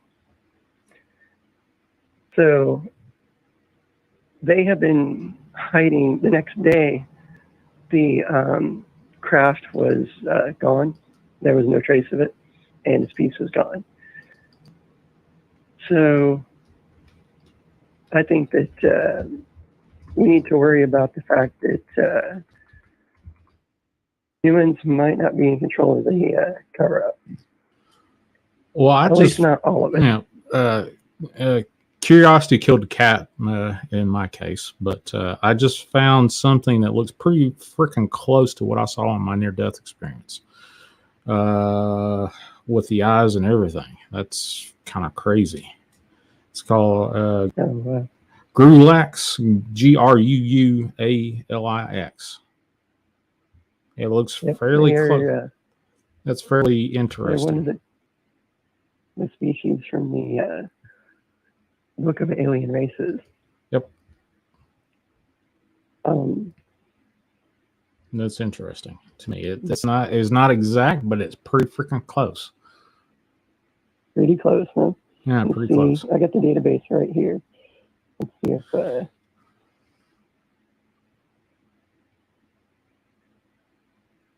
the eyes are quite like it. The skin's very like what I saw, but the eyes, the ones I saw were not oval, slant, like ours are, slanted on the side. That they're oval with the eye. If you turn the oval upwards instead of from side to side, where the width is pointing up and down instead of the side to side like our eyes are. That's what it looked like to me. I actually sketched a freaking thing, but it's pretty freaking close. All I can tell you. Yeah, I wouldn't be surprised if every single race in the Book of Alien Races is real, and people have seen them all. I bet you would have cases of every single race out there in that book where you've got witnesses. And I've already got a bunch of them. I've never heard anybody tell me that they've seen that particular race. except for the Book of Alien Races. Mhm. But yeah, I believe you because there's so many correlations between everybody seeing the exact same thing. Like the Killy Torquette with the black eyes. Or the Redan in hospitals. You know, if you don't know that Redan are always seen in hospitals healing people, that's not something that you're going to make up and say like, oh, I saw this or whatever. Because most people, it's a fact that most people don't know, but once you put all the cases together, it's like, boom, it's right there. So, yeah, the Book of Alien Races, anything in there I would believe would be accurate. Well, that's a fairly. I'll have to find. Now, what I'll do is I'll take the what I just found, and then take the sketch that I did, and kind of put them together, and probably put it in my community or whatever, or maybe share it out or whatever. I don't know, but that's pretty freaking close to what I saw in that near-death experience. Wow, that's all I can tell you. Yeah, there's a very few, like really, really good sources of multiple alien species out there. One of the best sources that I found is a book by Ralph Weber. He wrote a book called Who is Who in the Greatest Game in History, and it's kind of like alien races. Mm-hmm. And his data is all spot on. I just got to say it. But there is like certain people that you trust in the field of UFOs, and then certain sources that aren't as good. So, but one of the best sources is Albert Rosales, RD6 Killer Clark, and Preston Dennett are the three main sources that I've used. If you look at my database, the three people that I've used the most are Preston Dennett, RD6 Killer Clark, and Albert Rosales. Now, you'll find lots of other people in there, but those three investigators are the top ones that I trust their data. It's kind of like telling campfire stories. You know, you want to find the stories that are truthful. And for the whole database, I've been actually really shocked because there's almost nothing in there that's a hoax. Out of all the cases, I've only been able to prove like one or two to be hoaxes. So for the vast majority of alien cases, people tell the truth. So then if people are telling the truth, then if somebody wants to put out disinformation, it's very easy to see. Right. I mean, very easy because they're giving all the wrong facts. So it's you can spot them like a mile away. So people tell the truth, and I use farmer sources more than I use military sources because I try to find the sources that don't have an agenda. You know, a farmer doesn't have an agenda in reporting an alien. Right. You know, but somebody from the military might be giving out disinformation. You just never know. Now, a lot of the military people do tell the truth, and they do correlate. But if you have two cases and you have a farmer and you have a military person and they're saying two different things about the same race, which one are you going to believe? Don't know if they're if they're correlating. I'd probably say, well, you know, two stories that kind of shake an agreement. So I'd probably believe both sources, maybe. Yeah, let me give you an example. So let's say a farmer says a particular race is 4 foot tall, and a military person says a particular race is 20 foot tall, who are you going to believe?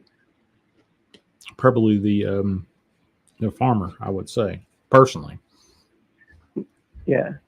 And the thing about it is you don't really have to pick, because there's so many other cases that correlate that it's not a matter of, I'm going to use the Zeta Reticuli as an example here. The Zeta Reticuli have so many cases that, you know, in 16 cases, they've talked to humans and they said where they're from. And they said it, not the human, they said it. So the whole question of, you know, the Betty and Barney Hill star map, was it accurate? Do the grays really come from Zeta Reticuli? Well, the answer is yes, because you've got so many other cases that correlate that data. Right. That don't know that, you know, were before Betty and Barney. Well, that were from other countries that never heard of them. Didn't Betty sketch out a star map or a star feature that later was proven that they actually existed? Yeah, that's where the idea of them coming from Zeta Reticuli comes from. Mm-hmm. Betty drew a star map, and it took astronomer Marjorie Fish years to put models together to verify that she was correct. But in the end, you know, Marjorie Fish said, I think they come from Zeta Reticuli. Well, my research shows the same thing, but I'm using, you know, 16 farmers saying, hey, a gray alien said he was from the planet Zeta Reticuli. And there was a book out there called Contact with Planet Zeta Reticuli. Mm-hmm. And the guy had like 3-hour conversation with the Zeta Reticuli. So the amount of data from that conversation is just mind-boggling. And that's the kind of cases I love, because one of the things that person said in that case was, he said the Zeta Reticuli had 4 lights, and he said they were red, green, blue, and yellow. And so I tried to come up with an acronym to always remember that, so that if I see a craft and it has red, green, blue, and yellow, I'll know it's Zeta Reticuli. And there's actually an easy acronym to remember it, and that's the word rugby. Remember the word rugby, and just take out the U, and you got the first letter of the colors in order. Okay. I try to do things like that to make memory things like that, to remember the data easier. Because let me tell you, 1,500 species is not easy to remember at all. True but enough. It's just a drop in the bucket of what's really out there. Now, I like to touch on how you take notes. You're not doing this on like a computer. You're doing this handwritten on pen and paper or pencil. Yeah. So my family's all computer people. My dad's a programmer. My mom's a programmer. My brother is a lawyer and an accountant.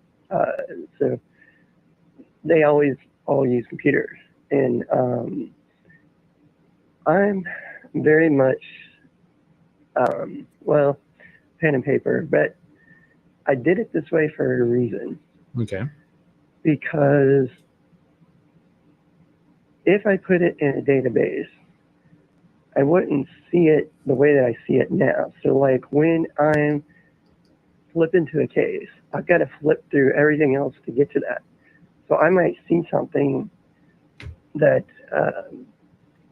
I'll have a case the next day that goes with that.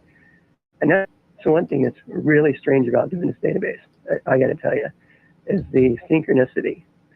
Synchronicity in field UFOs doing this database is just absolutely bizarre, because I'll have days where I'll have the exact same alien species in 4 different sources, and I just happened to read them all that same day. And that happens all the time. It's like something's controlling what I'm seeing at the times I'm seeing it, so that I get them all at the exact same time. You know what I mean? It's just truly bizarre. But yeah, I prefer to do it by pen and paper. Just to me, I didn't want. Well, there's another reason I did it this way. So if we have 1,500 alien races out there, and 800 of them are hostile to the planet Earth. Let's say hostile, you know, varying degrees of that, but you do have to look at the fact that there are going to be some races out there that are not friendly. So when I started doing this database, I didn't want those races to have access to the data. Right. I didn't want to give away an Arcturian base to the Draco. You know, I didn't want to give a Pleiadian base to the Draco. So you have to be very smart about this. And one of the things I did at the very beginning, before I told anybody what I was doing, I went online and I copied down all the data I could find from every website I could find on this subject, of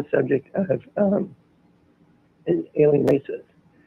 And when I did that, and then I came out and I said, well, you know, I've been working on this research project, boom, all those websites vanished. But guess what? I've still got them. You still got them, huh? That's cool. Yeah. So that's one reason why I did it. I didn't want anybody to have the ability to go in, and 1,500 is a lot. So I didn't want anybody to have the ability to go online and change one, you know, hack my account and change one. So that's another reason I did it this way. So now you got protecting the data. Yeah, so you've logged 1,500 plus species. How many do you think are actually out there that, you know, are visiting us? That are visiting us? Yeah. So the math works out to, I'm working on about 4,000 books.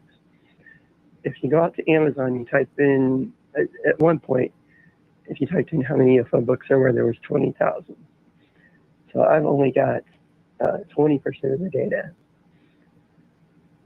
So, and only 10% of UFO cases are reported.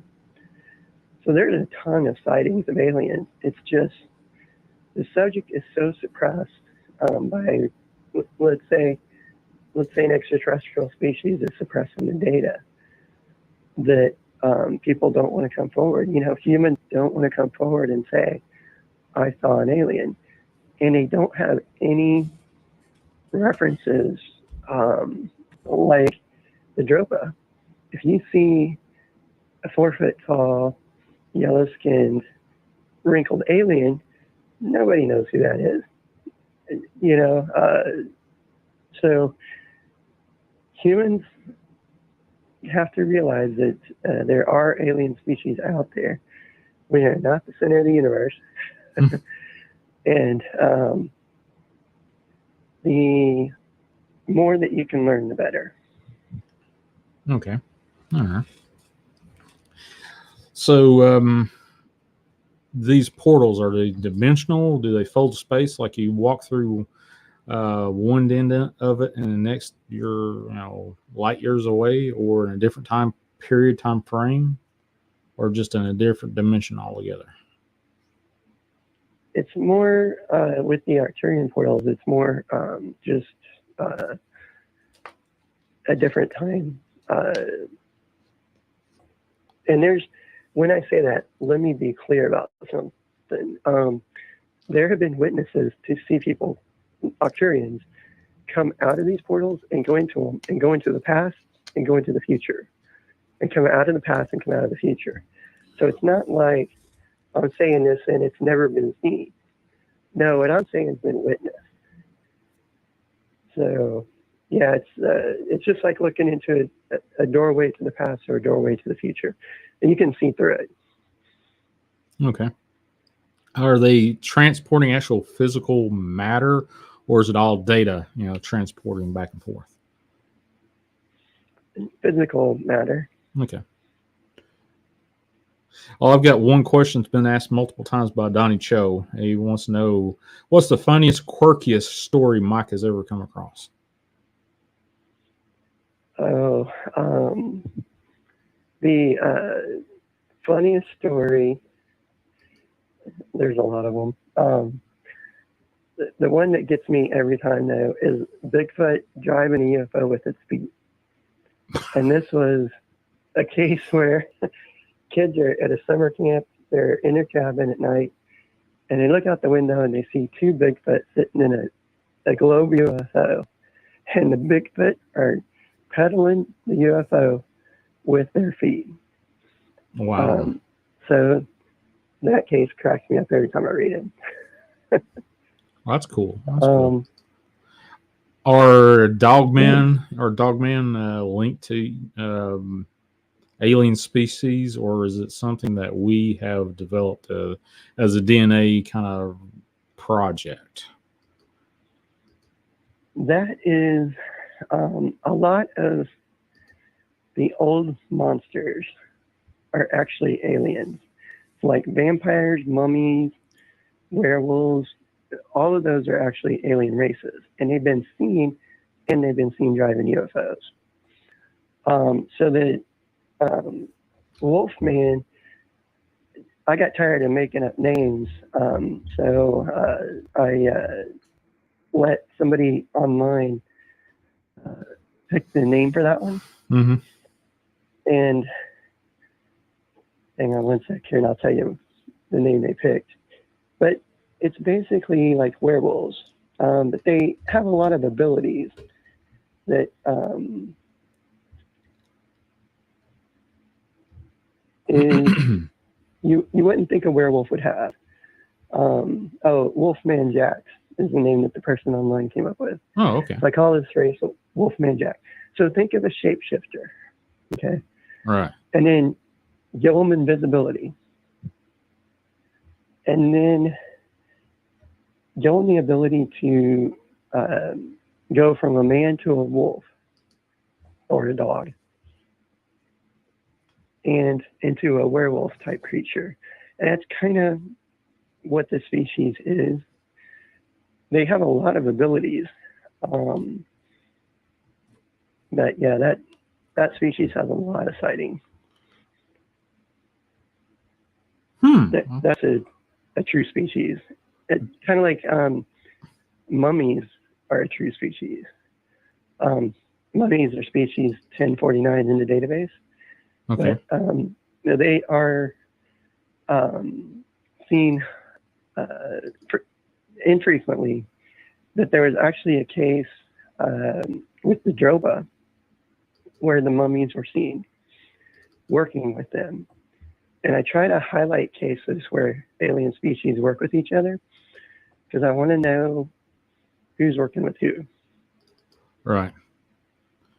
So what about actually I just got presented with a alien species that looks like a cat, maybe a lioness. Is that a true species? Yeah, they come from the planet Orion, and I think they come from the Lyra star system. They kind of remind me of Thundercats. Yeah. I describe them. Yeah, Thundercats. They're true species. They're about 10 to 12 feet tall. They were actually on Earth in Earth's past on an island called Trapobane, which was an island between Africa and India. And then they were called Rakshasa. So on Earth, I don't know if you play the game Dungeons and Dragons. Oh yeah. But there's Rakshasa from Dungeons and Dragons, exact same concept.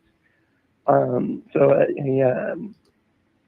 a lion species or a tiger species. But they're a real extraterrestrial race that actually exists.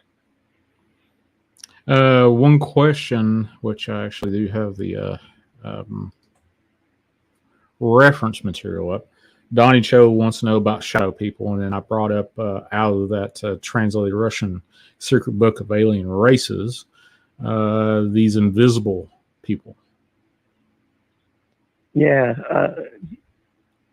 that's interesting because the shadow people, there's cases of them, but not really cases of them driving UFOs. So it's kind of like, I don't know if they're an extraterrestrial race or if they're just like something demonic. But there's not really any cases where anybody's seen them driving a UFO, but the invisibles are something different. They do have sightings, and I know like with the invisibles, dogs don't like them. It is a big thing I remember off the top of my head. But yeah, it's very tough to distinguish alien races if it's invisible. Yeah, that's true. That's true. If you can't describe it, can't draw it, take a picture of it, it's kind of hard to say. Oh, it's there. Well, I can't see it. True enough. Yeah, there was a lot of cases when I was going through the books that you think 100% I put this case in, and I'd be like, nope, it wasn't good enough. Because when I say they had to get everything, I mean they had to describe the alien perfectly. And if they miss one thing, I wouldn't put it in, because I need a way to distinguish the different species. It's kind of like uniforms. Somebody said to me, well, what if they change the uniform? Well, my response to that is, I've got cases that go back thousands of years where they're wearing the exact same uniform with the exact same symbol. So most other planets, they're all unified, and they all wear the same outfit. They all have the same symbol, and they've been doing it for thousands of years. So it's very easy sometimes when I'm going through the database and I'm looking at a case and I'm like, somebody will say something about the uniform, and I'm like, oh, I know exactly what species that is, because it's so distinct. And I kind of look for keywords when I'm going through this. Of course, you're going to have cases where maybe one keyword is different, but maybe 4 or 5 others are the same. So it's the same race, but a human got something wrong about it. That actually happened in one of the dropa cases. They call them brown instead of yellow. But because of all the other data in the case, the symbol was the same, the UFO was the same. It was blatantly obvious who it was, and they had wrinkled skin. Yeah, humans don't know the differences between alien species to that great of an extent. So you have to take that into account when you're doing the database. The other thing you have to take into account is kids driving UFOs. So you might have kids. An adult lets their kid, a kid might drive a UFO for a day. You might crash it. So you might have a case where a short version of another type of alien is seen, and it was just that alien's kid. So that's the one thing too, that in the back of your head, it's just something that you got to keep in mind, is if you have a case where you got a short version of this other species, maybe it's that species' kid. You just never know. Well, here's an interesting question that just popped up in my head. What about Valiant Thor? Is that a real story, or is that just cover or whatever? I would say real story, and I would say that because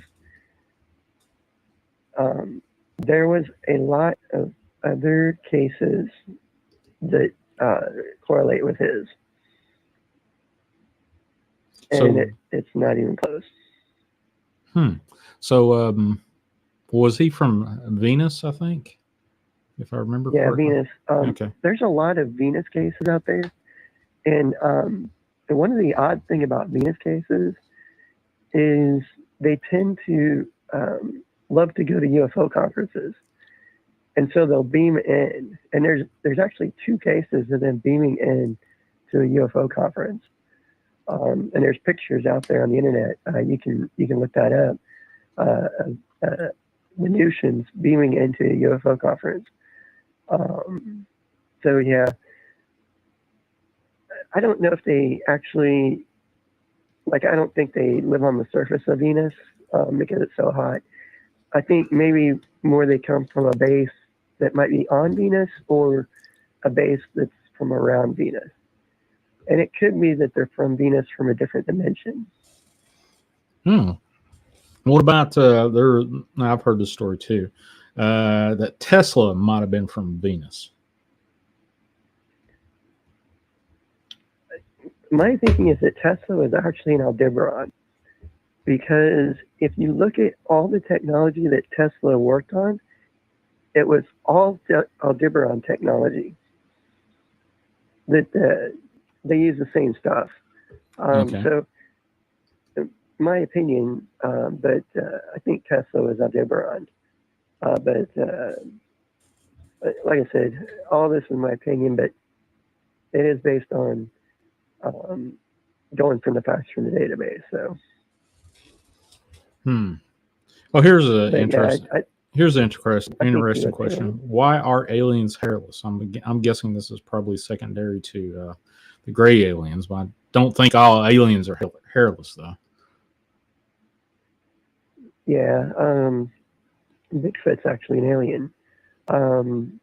Yeah, the werewolf species is an alien. So aliens come in all shapes and sizes. You have like what they call the Nordics, which is really, I kind of hate that word.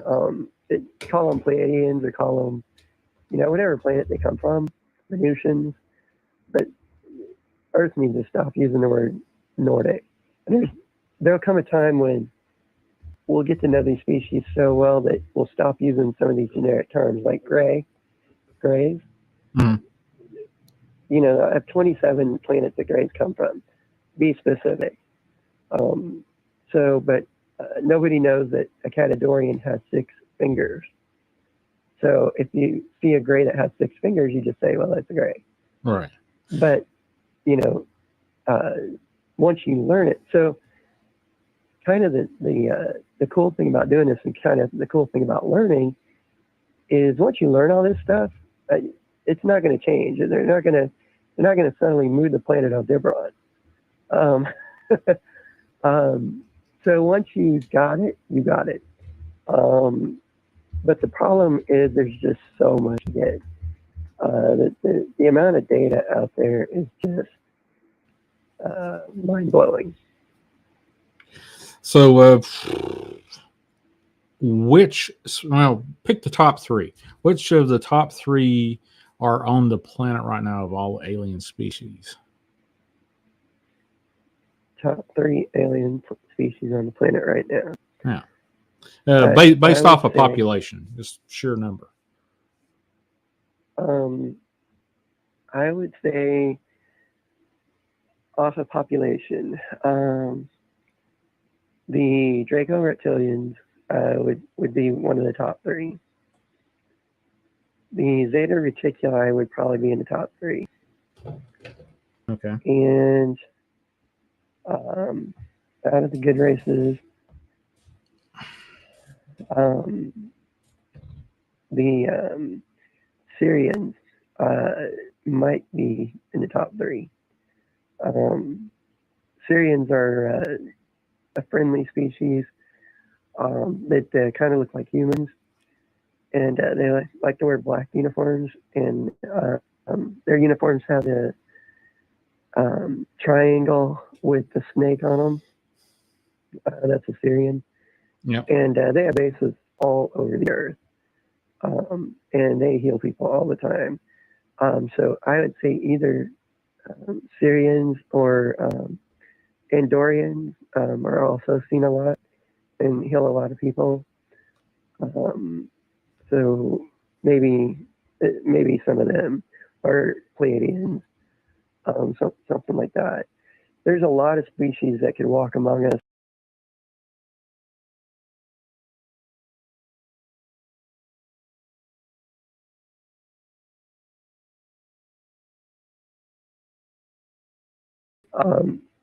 If an Aru sticks their hand in their pocket, you would never know it.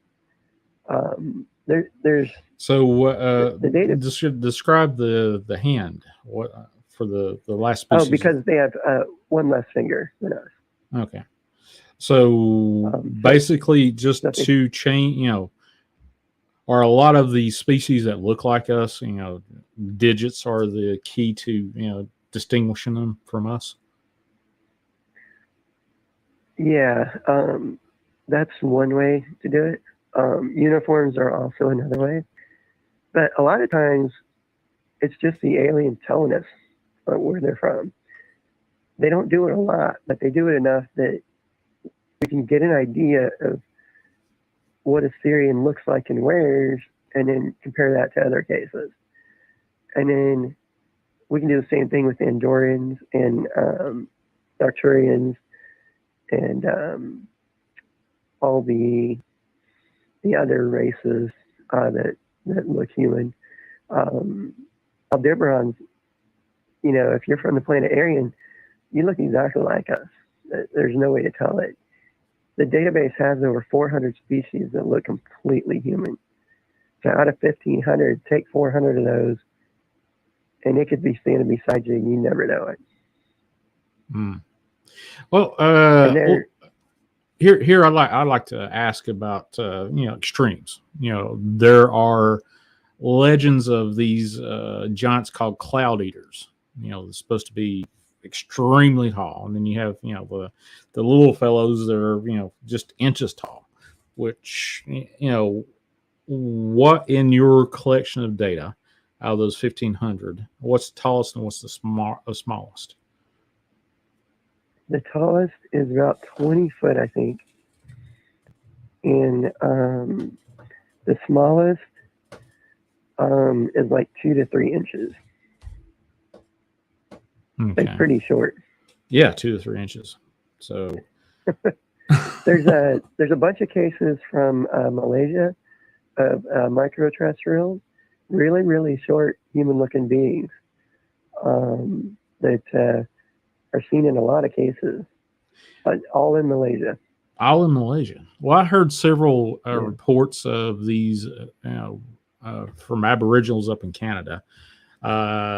Describe similar aliens to these yellow aliens with wrinkled skin that wore plastic suits, jumping in and out of the water out of a lake up in, I think, Alberta. And then like the really short Indians, or not Indian, let me rephrase that, Aboriginals, probably just a few inches tall.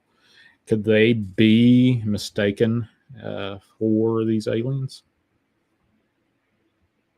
Or vice versa? Yeah, and they could have some alien DNA in their history. Like with the dropa, when they crashed, their DNA is still over in China. So, an Aldebaran could easily mate with us. A Dodonian can easily mate with us. So, yeah, there could be all different alien genetics built into our race now that we're, what's a human? Who knows anymore? The only way to maybe determine that, and I'm going to be kind of biased in that because my family did their DNA history, tracing back our ancestors, and to get to Adam, he's like they traced my ancestor all the way back to Adam, and it was like 169 races, or 169 generations. So that might be the only way to say like who's 100% human and who, might have alien DNA in their history. And there's a whole category in a database called things that can look human. Oh, This will really? scare everyone. All right. Yeah. Well, I'd love to hear about that if you got the info that you can readily just spit it out. Yeah. I started doing that when I started coming across cases where it was like clones or here, hang on one second. I'll actually grab the page for you here. I'll read you some of the things off of it. Okay. It's yeah, here it is. Things that can look human. Hang on one sec, because I got bad eyesight. So let me get my glasses here. All right. It's so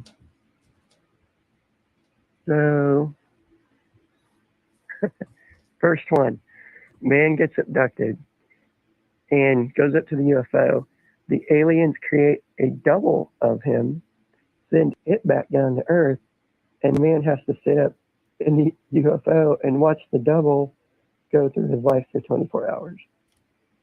Oh, wait a minute. That sounds like that. What was that? Starfighter. Remember that movie?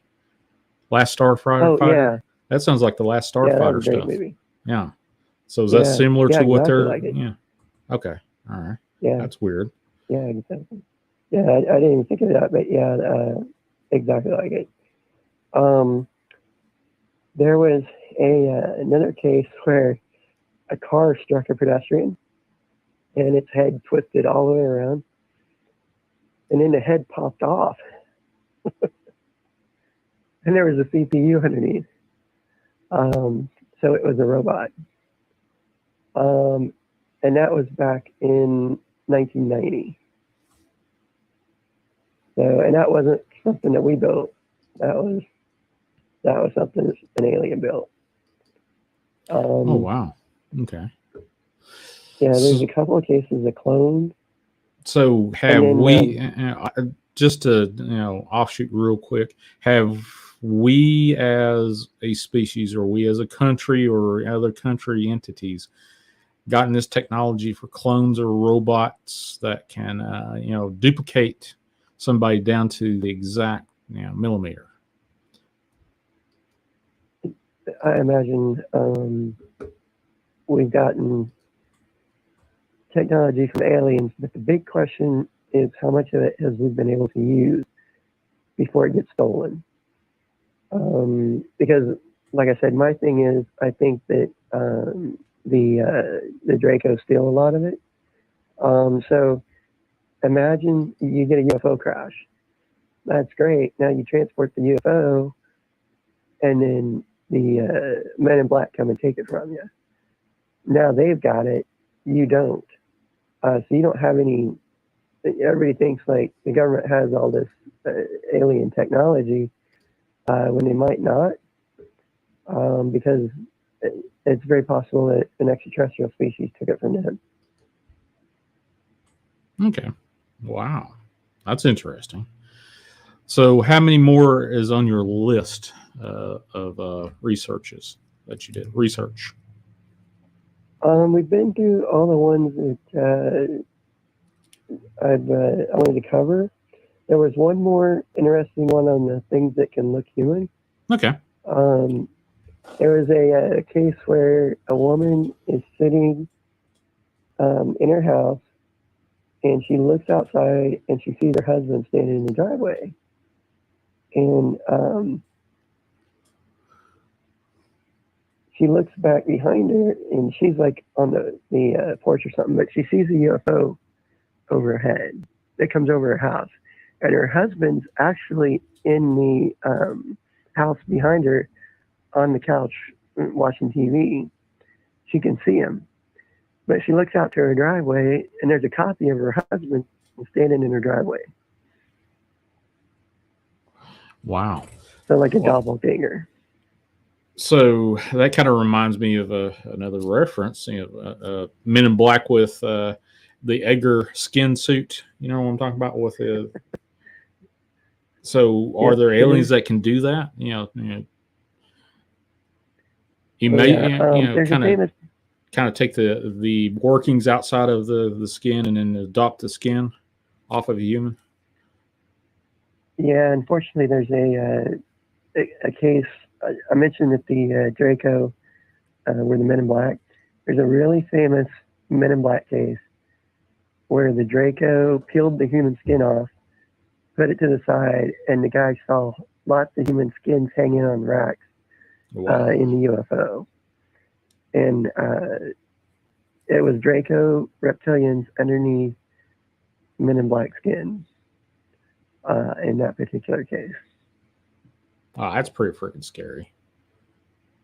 Yeah, that was. There's some scary cases out there. The scariest case that I ever listened to, which doesn't even involve aliens really, but the Todd Cease case. That case will send us a chill down your spine just to listen to the policeman tell the story about what happened with Todd Cease. That's a scary case where the guy vanished in a Pennsylvania mountain or a ridge. He went up into a UFO, and then they found him a couple days later. But yeah, the details of that is one of the scariest cases you'll ever read. Wow. So, what is one of the top three scary cases that can pull off the top of your head? There was a case that like nobody knows this case, but I think it's important. There was a case in Russia that was literally an alien invasion of the planet Earth. There was a village that got invaded by extraterrestrials, and they were short, and they would jump on people, and they would project a thing out of their mouth into the neck of the person, and then they would control the person. So they would treat them like puppets, kind of. And every single person that they jumped on died. But there was this whole war in the world between humans and this species in Russia, and nobody knows about that case. But I think that case is important because it kind of shows there are alien races out there that do bad things that people need to know about. Right.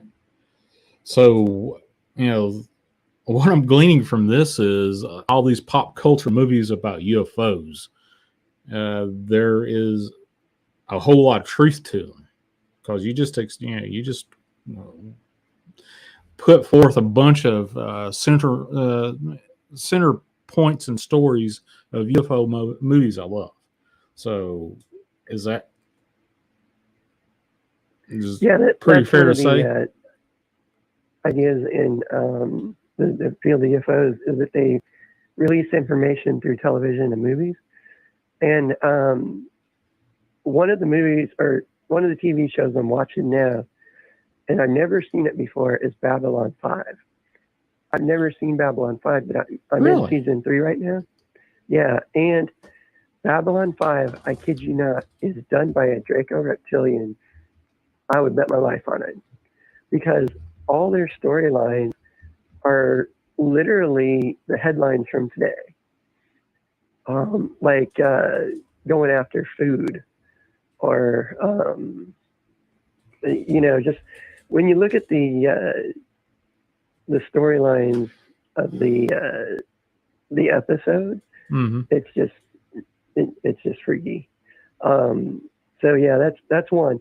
Now the other, and I always mention this, is Find Me in Paris with the Arcturians. Mm-hmm. That one has a lot of Arcturian references. But I always catch references when I'm watching TV, little things that are actually true about alien races. And then one of the other things that I found a lot is I keep pausing TV, and I've been finding a lot of aliens in our TV shows. People that are aliens that are actors on there that Like you pause it on a certain frame, and just to give you an example, this is a true one that I actually paused it on.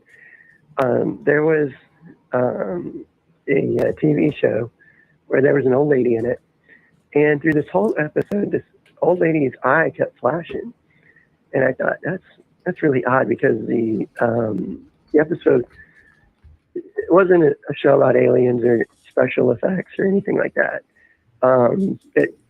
It shouldn't have had this flash in her eye.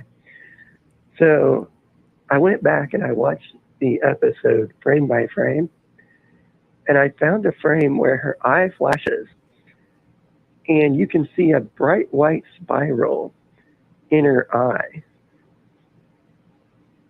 projected like it's coming from behind her eye out onto her eye. She's projecting it from inside her head. Oh, wow. I got a quick question. We've all heard about Dr. Greer. Is he alien? I don't know.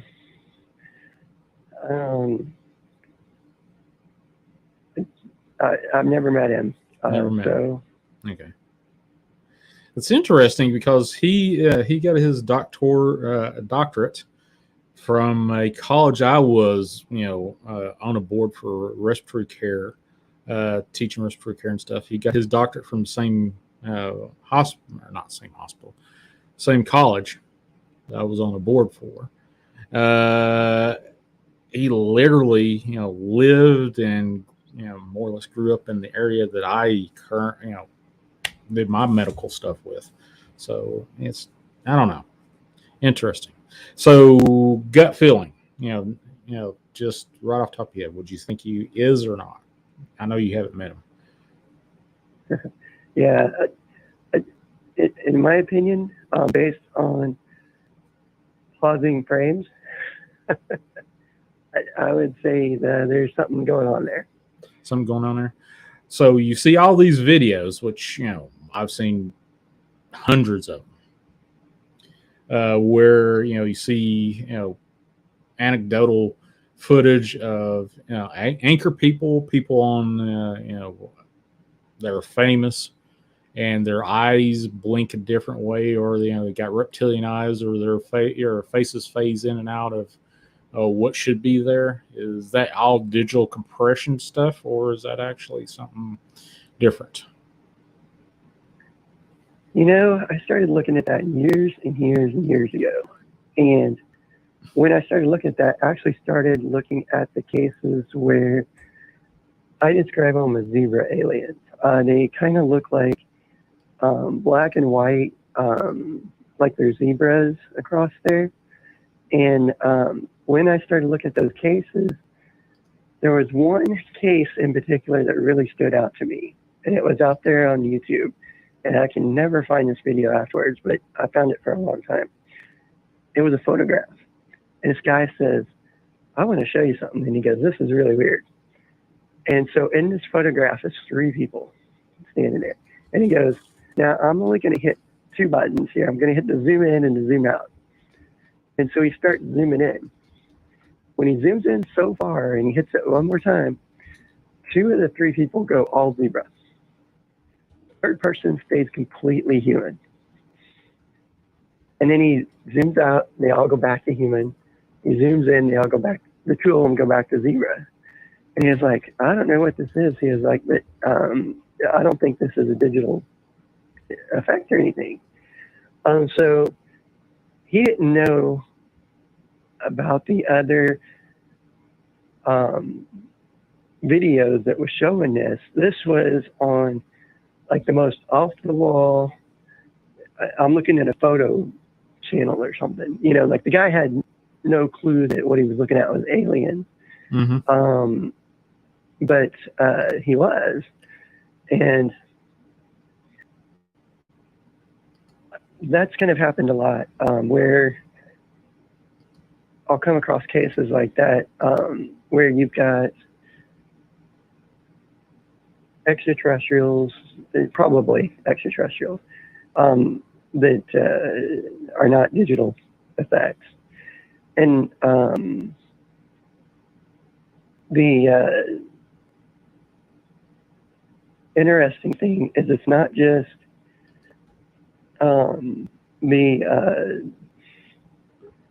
the tongue or the teeth or the hands or the eyes going all slitty.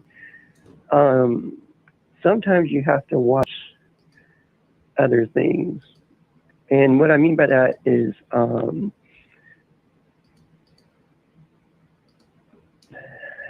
to put this, patterns that don't look human. So you might have somebody doing something that doesn't look like something that a human would do.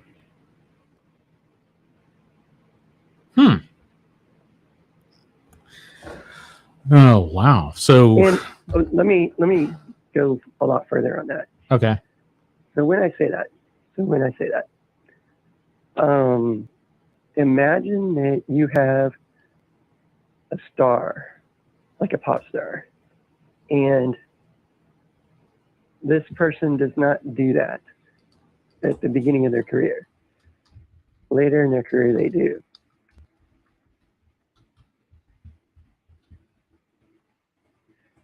So, okay. Yeah, so I found cases like that. So are they being replaced or manipulated by something?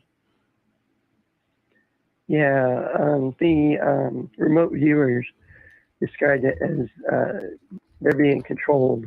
Is the way that the remote viewers put it. But there's so many alien species out there that I think it could be a combination of they're controlling them in some cases, but I think in some cases it actually is aliens. There was that Russian reporter from the Ukraine that kept doing the blinking eye sideways thing, and I found 13 incidents of her doing that. And she eventually said that she wasn't from Earth, that she was from Van Fem, which is one of the planets that I actually have data on. So I don't know if she was telling the truth or not, but they made a whole bunch of videos after I pointed out all these incidents in these 13 videos where her eyes blinked sideways. And then they put out all these videos that I think the real videos were the first ones, and then I think the digital effects were the second ones. Is just kind of my opinion. Wow. Serious disclosure.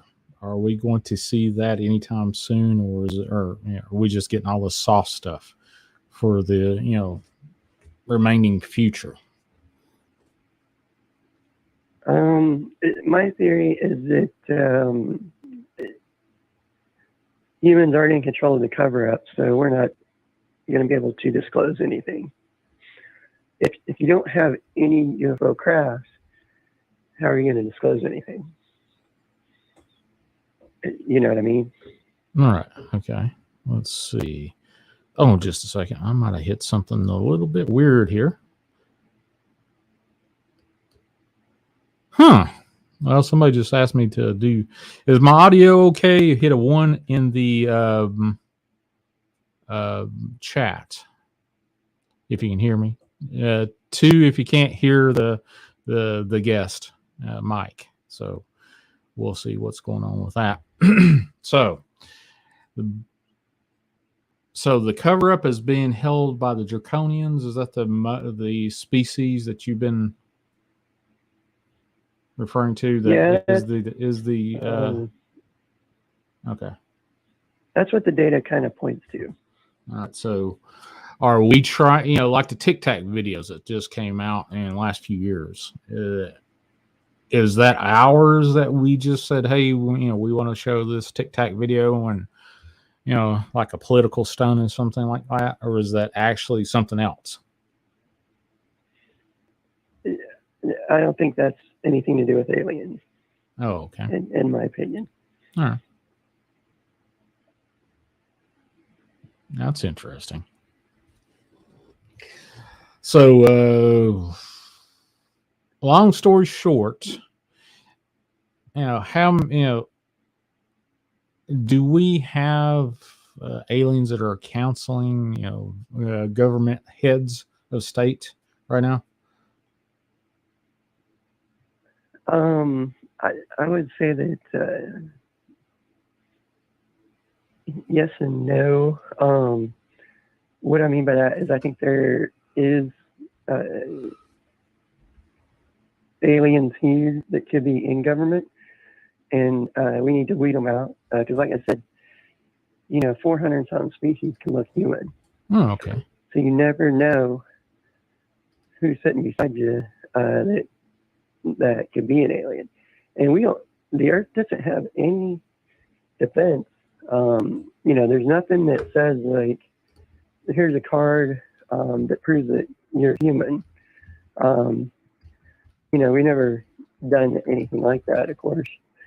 But space is so huge, and the Earth is so huge. Mm-hmm. And we have so many races visiting us. Like I said, I'm looking at 20% of the data at best. So imagine how many races are actually visiting us. So, yeah, I mean, the numbers just get staggering after a while. And you're kind of like, wow, like you could do this forever, literally. But it is very interesting to learn every day what some of the creatures are that are out there. Oh, wow. Okay. Got a repeat request. Dilatov Pass. You remember that incident back in 59? Yeah. What do you think about that? Northern Ural Mountains between February 1st and 2nd, 59. Yeah, I think some type of UFO or alien species had to be behind that. I don't think it was Bigfoot because the internal injuries on those people was just massive. They got hit by something. They got pulverized. And one of them's tongue got mutilated out. So I don't think it was Bigfoot doing that, because one of the big theories is that Bigfoot was behind it. Okay. But given the damage on the bodies, I think that had to be aliens. Okay, based off of what, in your opinion? The damage on the bodies, because some of those bodies, every bone in their body was broken. Or the tongue being mutilated out of one of them. Or the fact that how they got out of the tent and they just started running, and the way that they got out of the tent. There was something there that they didn't like, that they needed to get away from it immediately, and they knew they were in trouble. Because you don't start running without your clothes in the middle of winter, running to get away from something, unless there's something really chasing you. Well, true, but I may have gotten my stories mixed up, but what they had some canning issues with like lead being in part of the canning procedures for the food processes, or am I getting that totally mixed up with something else? It may be a totally different story that I'm getting that mixed up with. I guess. Yeah, I'm not sure. I think I did get that mixed up. I think I got that mixed up with another research from couple hundred years prior to that in a different area of the United States, or area of the world. So, yeah, I got it confirmed that was the wrong story. So there is an account so that there might be a hollowed out mountain portal inside with aliens. Yeah, there's actually lots of extraterrestrial bases on Earth. They are literally everywhere. I have, what did I say, 400 and, let's see here, 442 bases that are either on the Earth, Moon, or in our general vicinity that I know of at current. Okay. And a lot of those are confirmed. They have more than one witness. And it's all different species. All different species. Is there a particular species that has a base on Earth that has forced themselves to be said, I'm going to have a base here as a species, whether you like it or not? It's very hard to say because I don't know their motives or who's working with who for every species. Mm-hmm. So there might be some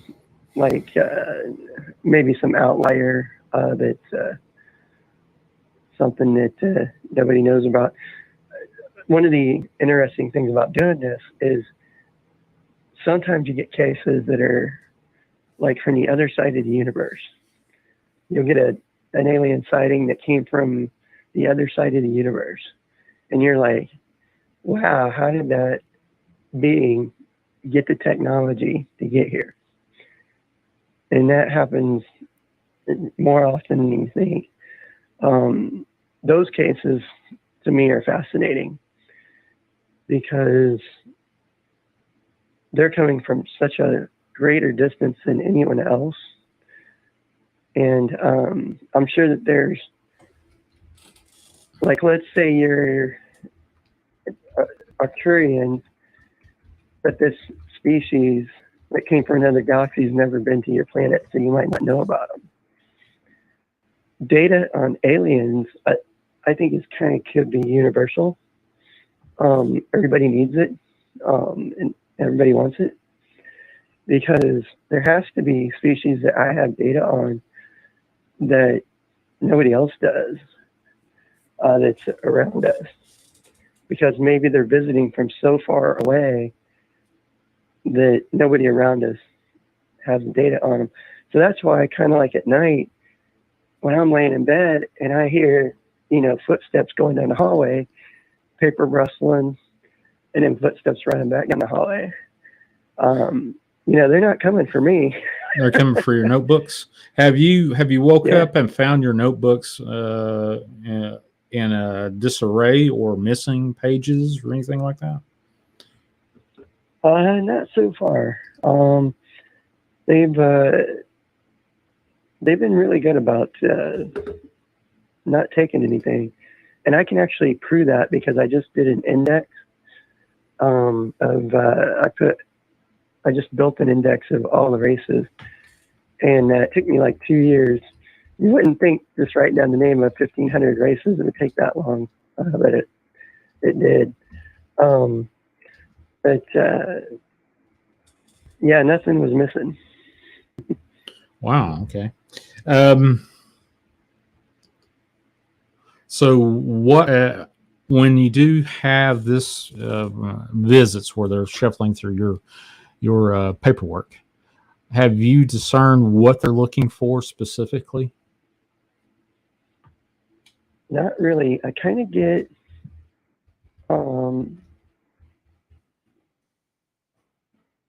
more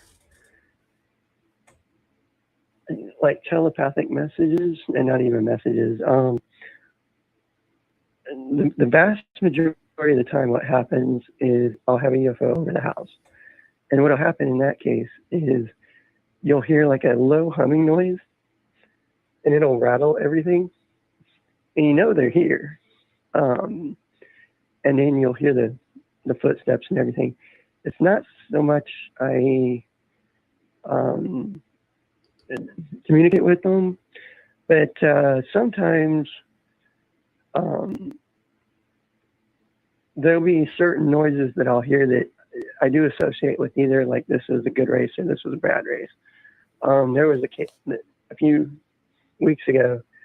I had what sounded like a Jedi Knight walk up, and the reason I say that is it sounded like a robe behind him.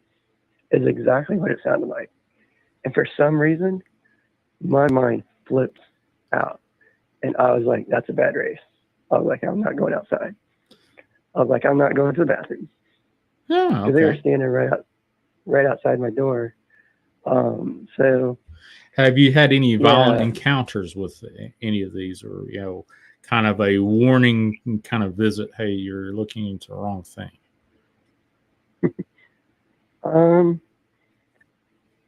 I've had cases when I was little where I've actually killed grays.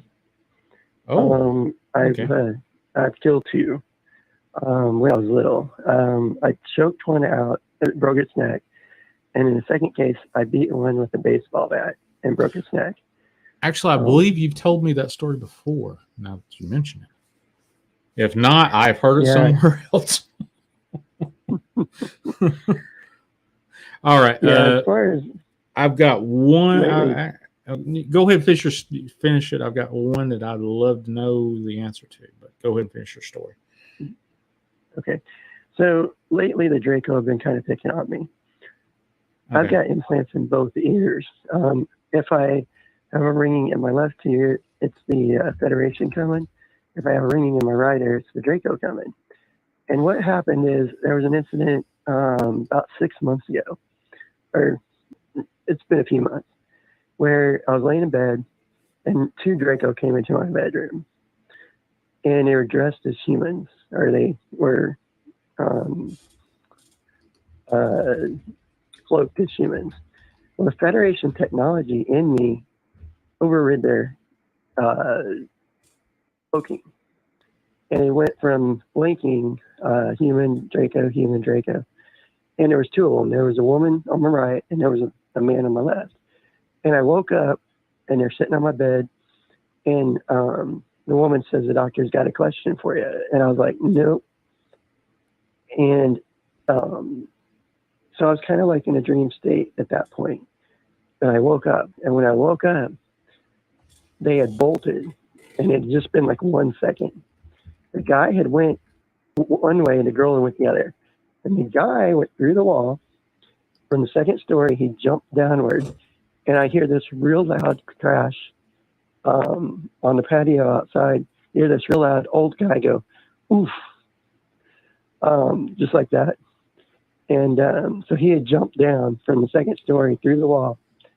And then a car pulled up, and the woman had went down the stairs. She went the other way. But a car pulled up, and I heard two car doors. And ever since then, there's been Draco in my house more than there ever has been in the past. But usually it's the Federation that visits me. So given what I'm doing, I'm very surprised that the Draco haven't done anything to me yet. But they haven't. So I think like everyone realizes how valuable this information is. Like this is stuff that everybody needs. So okay. Yeah, I've had some incidents lately, but I can actually give you. I've had so many incidents. I can actually give you the timeline of when the Draco are going to do what. Oh, really? During the night. Yeah. So like at 12:30 they'll drive up outside. 12:30 exactly. And last night they drove up 12:30. I looked out the window. The car literally, I kid you not, turned around in the road and drove back. So about an hour your Eastern time. Yeah, they'll So you they'll got drive about up. you got less than an hour before they'll drive up. So that's interesting. Yeah. So then they turn invisible. They come through the walls, and they always come through the garage door. I don't know why, but they like to leave it open. And then when they leave, they close it. Huh. Now, my dad has never described any type of paranormal anything except for that incident the other night. There's one other thing that he saw lately that was really interesting. And that was me and my mom left. And my dad was here alone. And he hears the garage door open and two people come in. And he thinks it's me and my mom. And he's in the restroom. And he hears them walk down the kitchen. And they walk over to the bathroom and he's making noise. They walk over in front of the bathroom and his walker's sitting out in the hallway. And he hears them hit his walker and move it. And he comes out of the bathroom and there's nothing there. So he doesn't know what that was. But I think that was probably the Draco. That's kind of my opinion. Because I think they can turn invisible and walk through walls. All right, I got a couple of questions loaded up for you. If you go on YouTube, you see all kinds of different interviews, and one of them are interviews with supposed aliens. Are there any of those videos out there that actually are real, or are they all just make believe? The vast majority are make believe. There is cases where there is aliens on our internet because aliens are among us. They're, like I said, they're everywhere. So they're on our internet. You are, or you can find cases of aliens out there on our internet. And I've seen accounts where they'll give like the cure for cancer to start off with just to prove that they're alien, and then give like mathematical formulas that humans can't do, just to prove that they're alien. So accounts like that, it's kind of hard to argue that they're human when they're doing mathematics that humans can't do. I've seen some weird stuff online, and the synchronicity thing too. Like with doing the database, that's just weird because that's almost like something's helping me do the database. Well, that's interesting. Okay, so I know I didn't ask you anything about this, but one of my few shows that I've actually been really seriously interested in is CERN. And since CERN has come to start being used again, utilized again, I've got a friend that has been tracking different frequencies, EMF, infrasound, infrasonic, directed energy weapons, yada yada yada. But there have been specific frequencies popped up. Have you had any knowledge of this being used in the alien research or in your alien research? Just kind of what the Skinwalker Ranch guys have been seeing on the 1.6. There's nothing in the data that anybody can point to, really. Mm-hmm. That is anything like that. Not that I've seen. All right. Let's see. There's specifically since the CERN has come into play back online, there's a 19.1 hertz fear frequency supposedly that is all over the place on a daily basis. It would behoove me to believe that aliens would use frequency in some shape, form, or fashion. Yeah. the thing that kind of jumps to my mind is the Draco reptilians in the afternoon like to download data to their people. And when they do that, their eyes turn purple. And they'll sit there in the afternoons, and that's when they're getting the download. Mm-hmm. So there is like I actually think that the internet needs to be turned off because if even one extraterrestrial race that's hostile gets on there, think of all the data they can mine on people. It kind of reminds me of the movie or the TV show Colony. I've seen in Colony. They used. Yeah, I've seen previews of it, but I've never watched it. Okay, in Colony, they used people's cell phones against them. It was the aliens behind cell phones in Colony. They were getting all the data off people's cell phones to use against them. So to me, that was just interesting, and that's maybe accurate. Oh, that's interesting. Let's see. What was the one thing that you wanted to be able to share tonight? Make sure that you shared it during this whole conversation that you and I were going to have. Sure. The biggest takeaway is that there's lots of different aliens out there, good, bad, but there's a lot of aliens out there that heal people, and they never get thanked. So if I could thank the aliens that heal people, Okay, that would be great.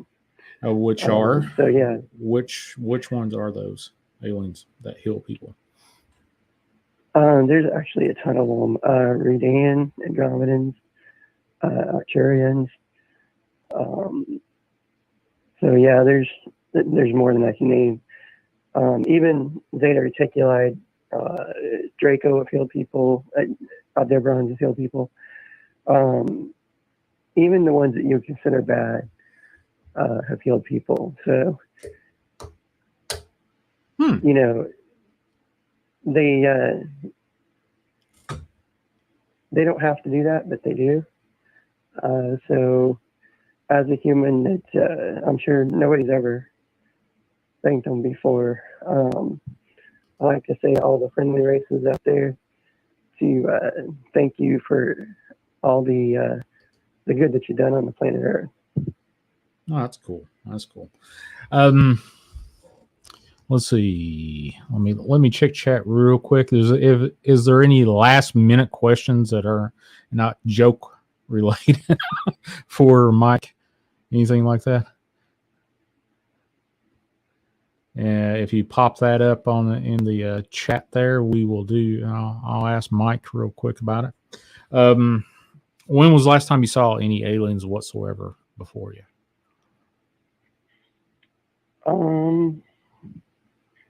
Yeah, I hear them all the time, but it's been a while since I've seen one in the house here.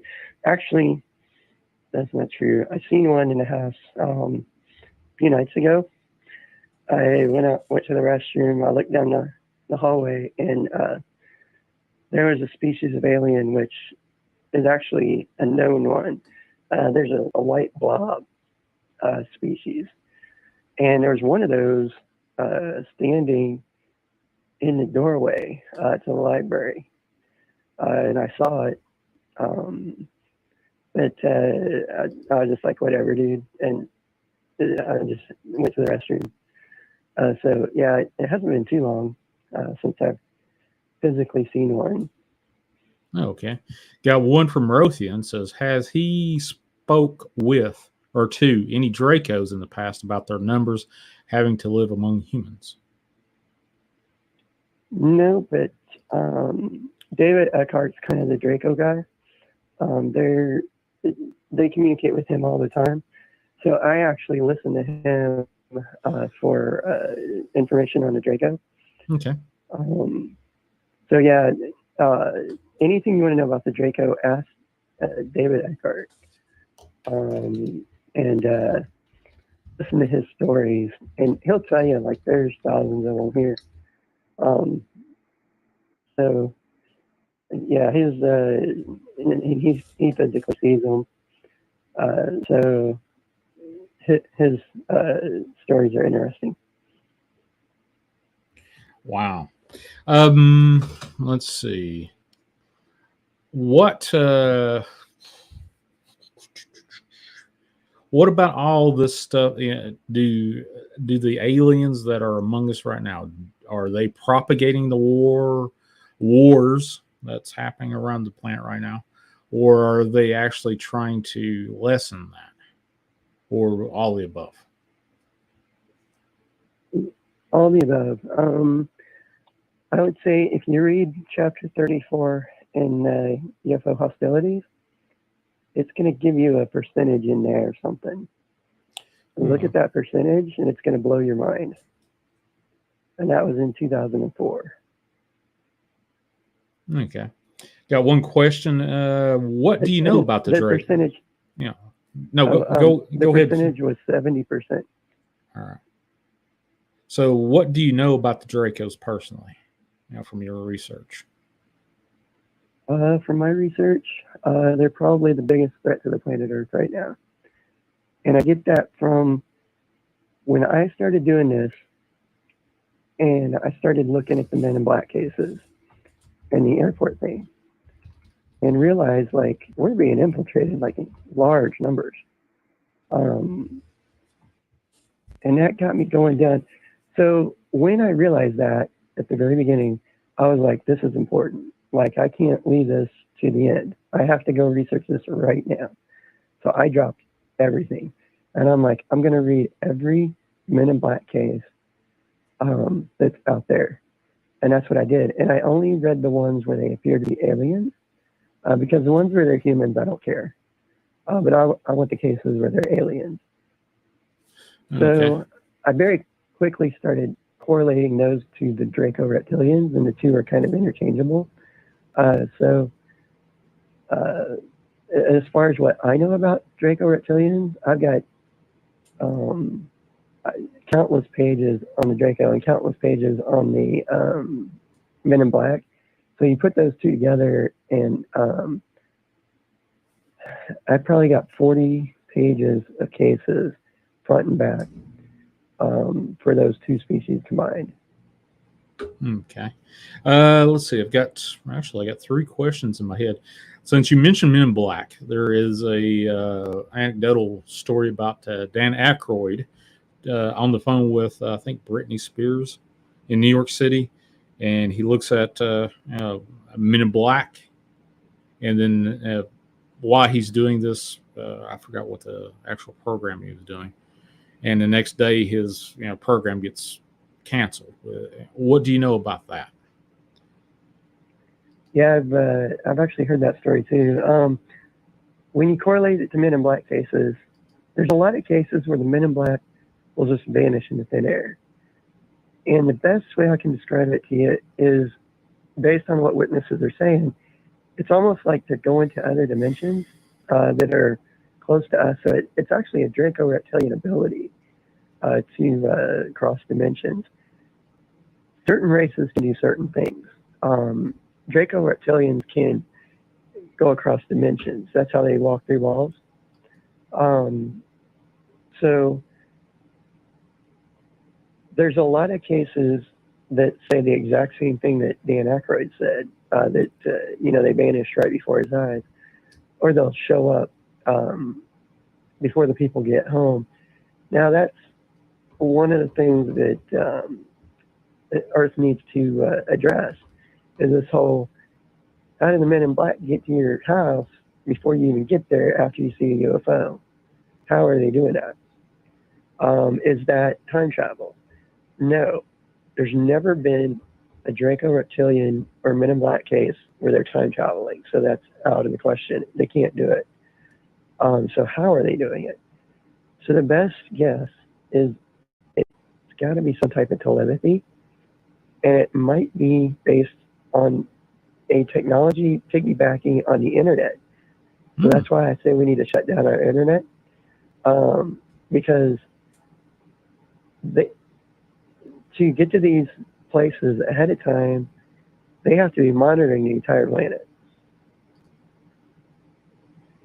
Wow. So there's either a gigantic AI out there, because one of the guys that follows me, he said something interesting. He said, I don't understand how I'll click on something and like 2 seconds later it vanishes. It's been deleted off the internet. And I'm like, that happens to me too. But I'm sure because I talked about the Draco badly every day. I'm sure they follow me.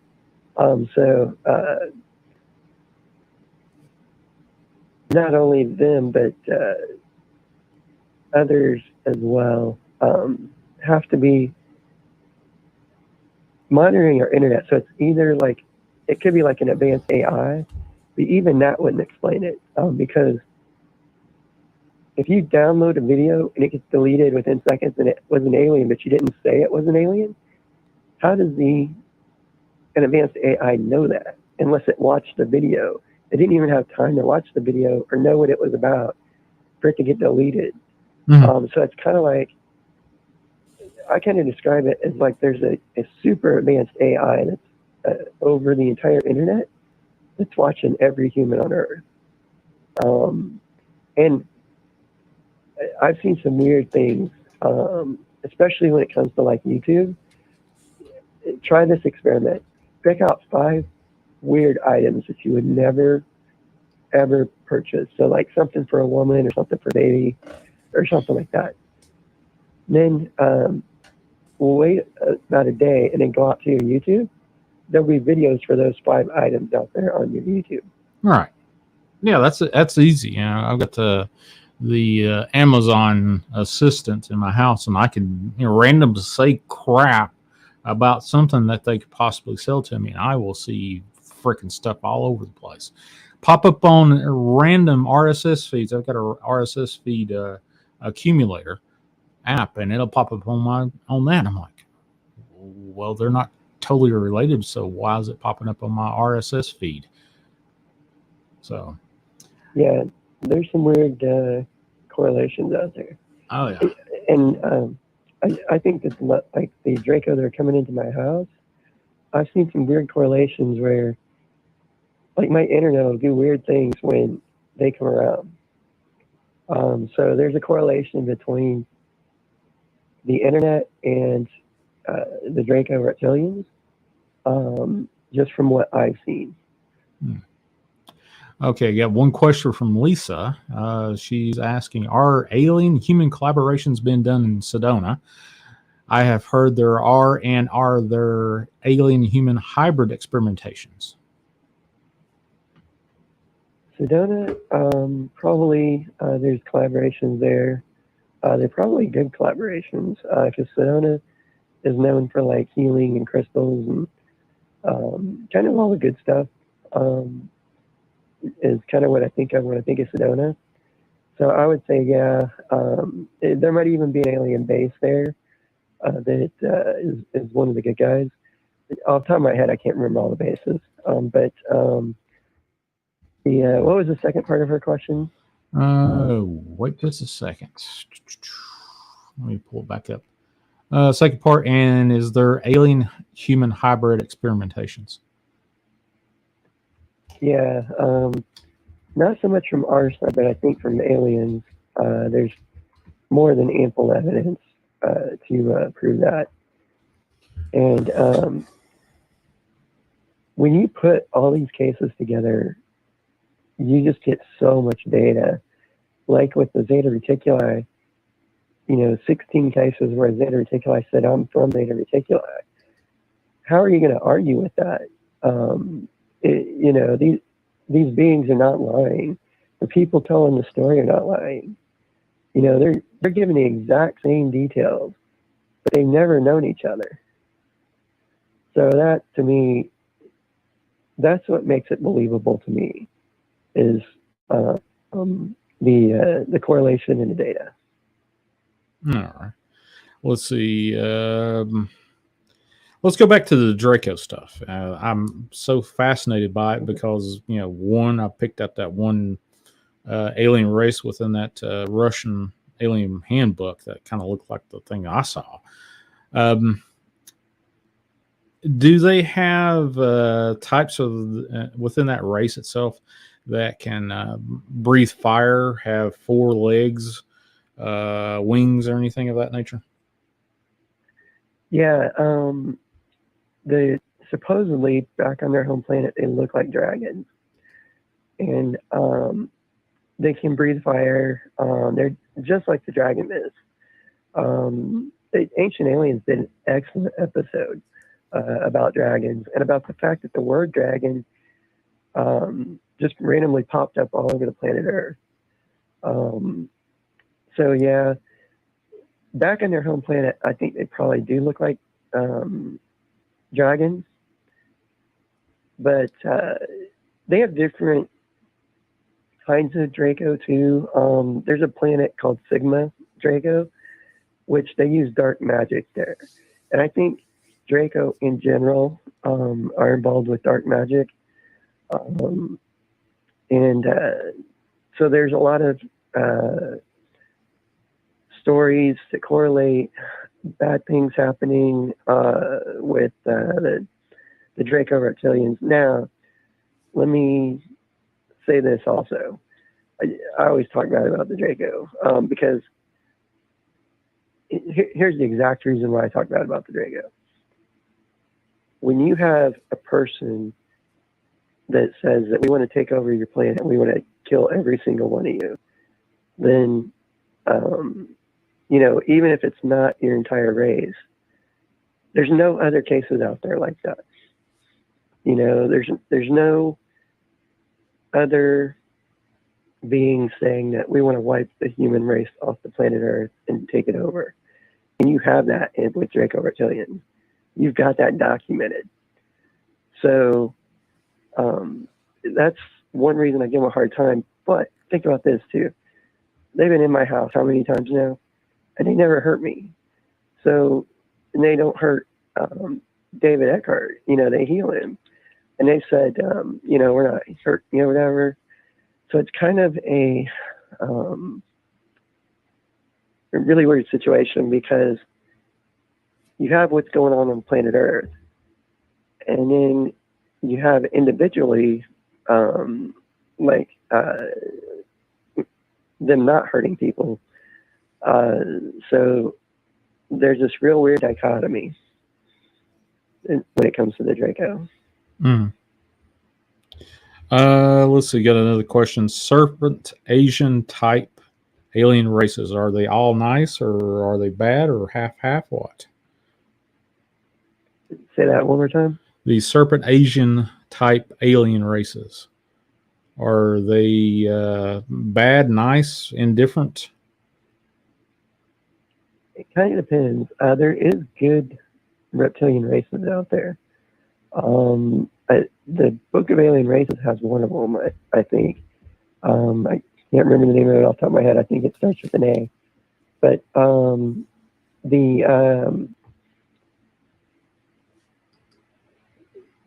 there is some that's good. They're not all bad. I just think there's some that's bad. And I think that there's some that want the planet Earth.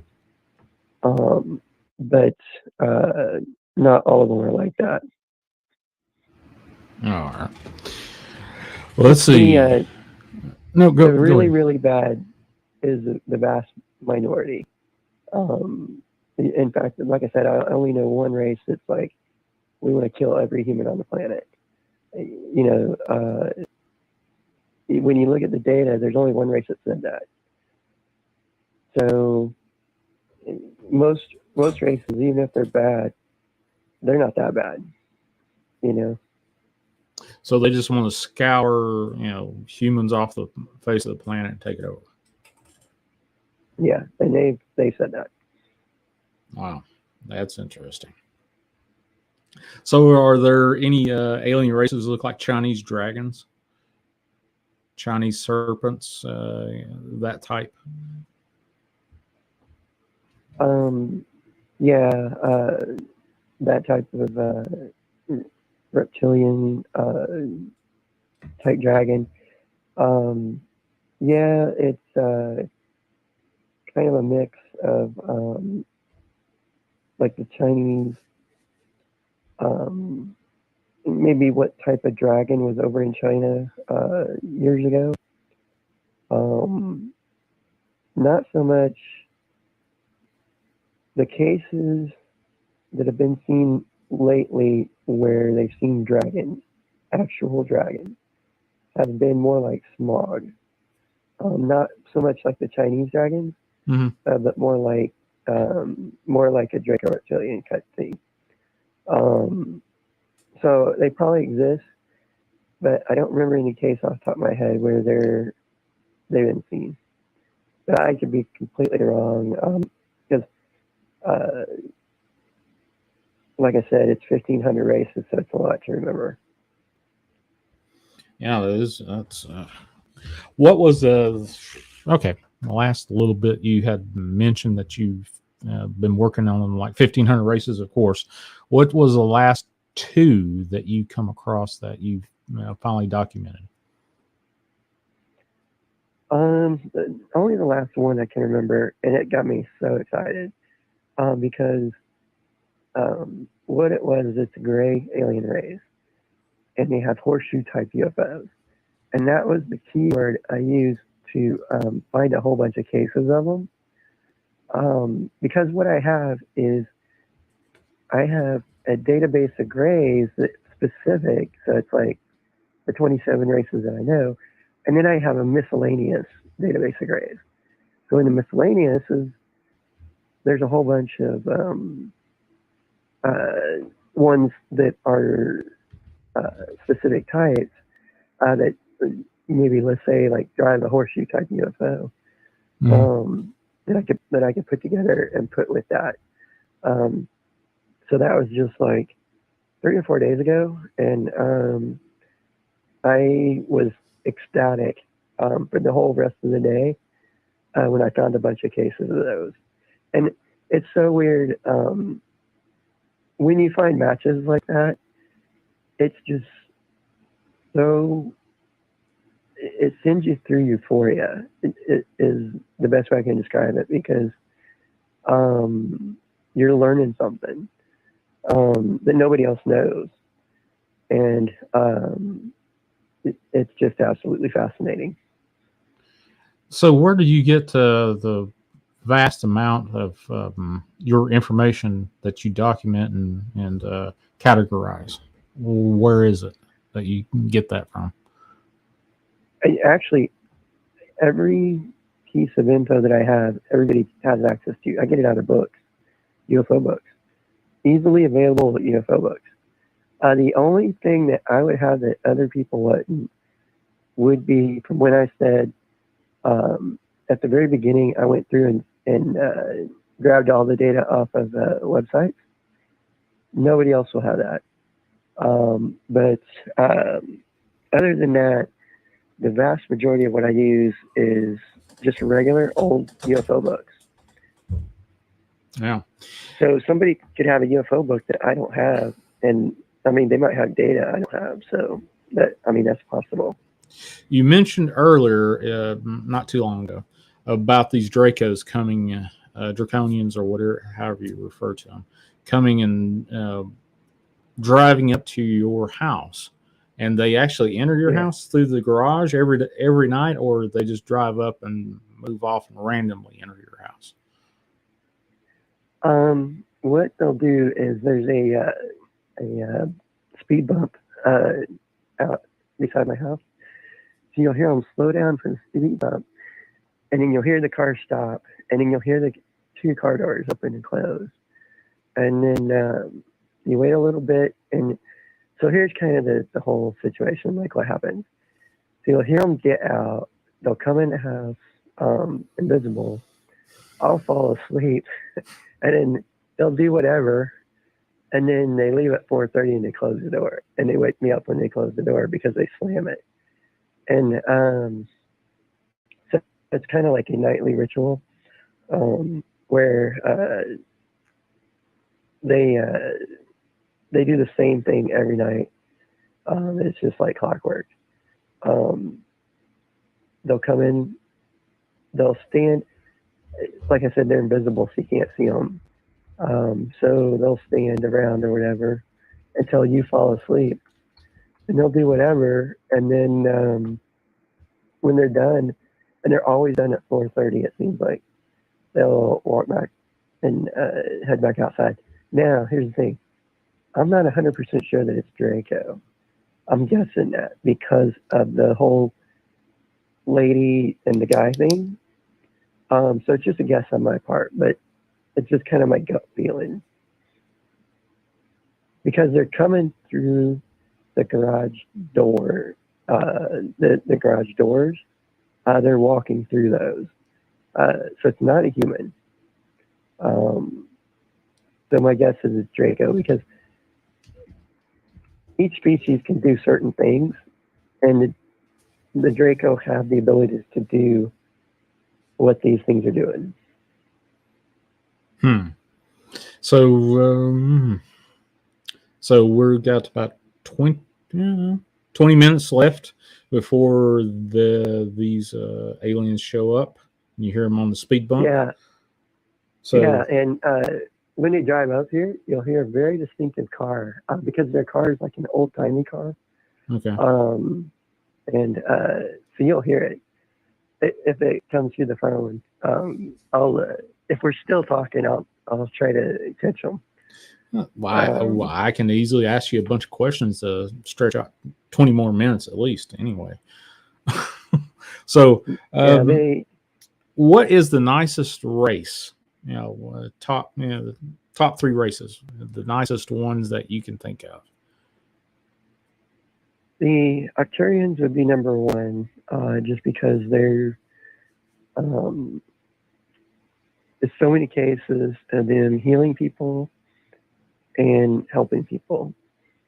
I would actually put probably the Dodonians at number 2, as far as helping the human race in the past. And then the Redan have always been one of my favorite races, just because every case they just heal people in hospitals. So as far as good, if every single case you're healing humans, you're doing pretty good, in my opinion. Yeah. Okay. One of the races that are the furthest from their origin point in the universe that is here on the planet now.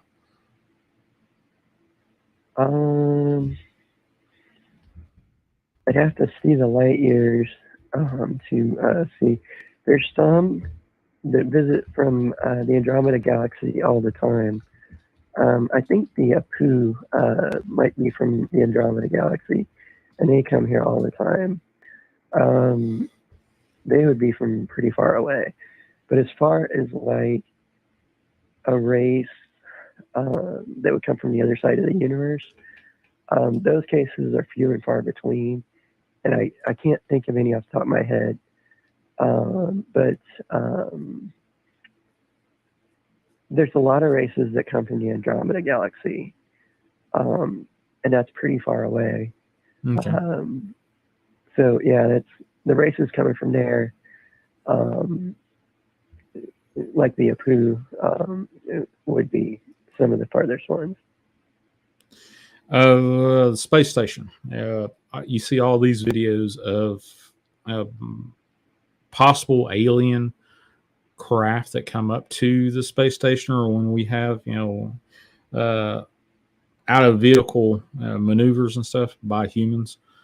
Is any of that real, or is it actually just put on by NASA, and then all of a sudden they just say, hey, let's turn the feed off, just to create some sort of controversy? Yeah, from my studying, I never really trust NASA. Nothing that NASA puts out. I don't think anything NASA puts out is real. I mean, nothing. And that's just kind of my opinion. I wouldn't put any stock in anything. Do you have any memorabilia from the point where you were given this crazy suit of armor or whatever, technological armor, when you were, abducted and then forced to rescue folks? Do you have any memorabilia or any kind of artifacts or anything from that era of your life? I do, but I really don't want to say what it is. Oh, okay. Have you shown it to your parents? I've told them about it, but I didn't go into great details about it. What about Elon Musk? That's an interesting question. Yeah, I don't know. I don't know if he's human, ET. I haven't really studied him. To be honest with you. Well, he's wanting to go to Mars awful bad. So. Yeah, I don't really spend a lot of time, and maybe like somebody else could do this. I think my friends are here. Oh, really? Yep, they are they are sitting at the entrance to the 15 minutes early. Maybe. Or it might be my neighbors. Hang on. So am I going to get a visit from these draconian people or talking to you? Who knows? Hopefully not. Like I said, they haven't hurt me, so okay. I wouldn't expect them to do anything to you. I think it was a neighbor's house, but the lights was they stopped in the middle of the street. Have you ever? So that was pretty weird. Have you ever attempted to document this car? Yeah, in a way.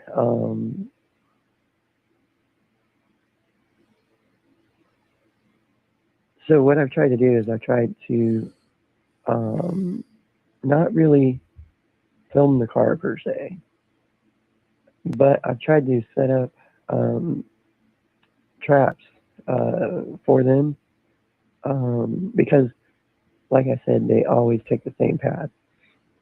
So things that I've done, I've taken paper and put it on the stairs so that they have to step on the paper or move it. So I would hear that.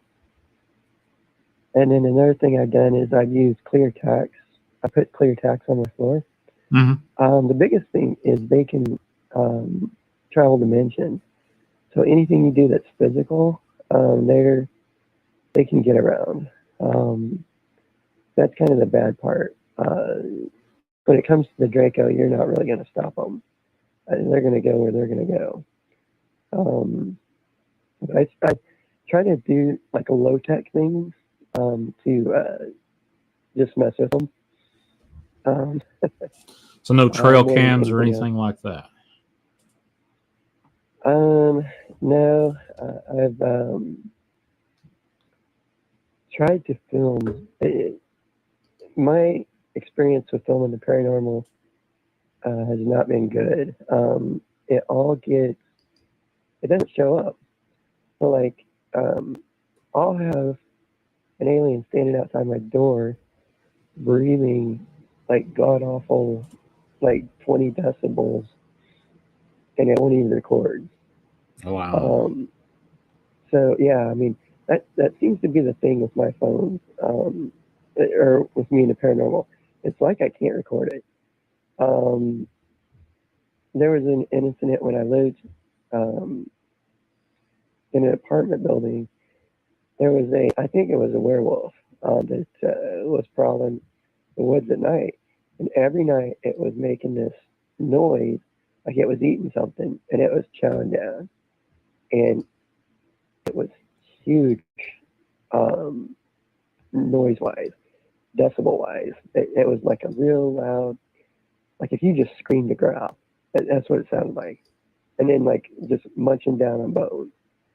And every night. And I tried to record that on my phone. It didn't. But I called the two maintenance guys from the apartment building. I'm like, listen to this. And because the woods was right on the other side of my apartment, they come to my apartment, they listen to it, and they're like, oh my God. They're like, we're calling animal control. But all of that, nothing recorded on my phone. And I've tried to record like the Draco sneaking around my house or aliens sneaking around my house. I try to record them, and I just get nothing. It's like the phone's blocked, where it doesn't matter what the paranormal event is. I'm not going to record it. It's weird. I have tried. For me, it just doesn't work. So I was just rummaging through the translated Russian Secret Book of Alien Races, and it popped up the Council of Five. Do you have any information on that? Yeah, the Council of Five. So the Redan is one. They're a really good race. The Emerthers another. They're a really good race. They're like the Greys. And then you have Jindo. What's the other two? Aurelia. That's what I was trying to think of. Aurelia kind of look like Greys. And you talk about movies and TV shows putting data on aliens and the Aurelia were in the show Stargate. They actually put all the data for Aurelia in Stargate. Wow. So it's just dead on. It's accurate. So who would be behind doing that? For something of that nature, put in a TV show, a movie. Would it be the race itself wanting it be public knowledge for humans to know about this, or is it just something that, hey, we need a storyline and we don't have anything better than this true story? I think, I don't know if it's the Draco doing it or maybe the Federation, but somebody's feeding real info into our TV shows. And it's not just like a few TV shows, it's like all of them. I find real alien data in TV shows all the time, and it just floors me. Just some of the facts that I'll have found on my own, and then all of a sudden the TV show will say it, and it'll be about that species or something. And I'm like, oh my gosh, I can't believe it. So yeah, it's there's definitely somebody feeding information to us, but it's so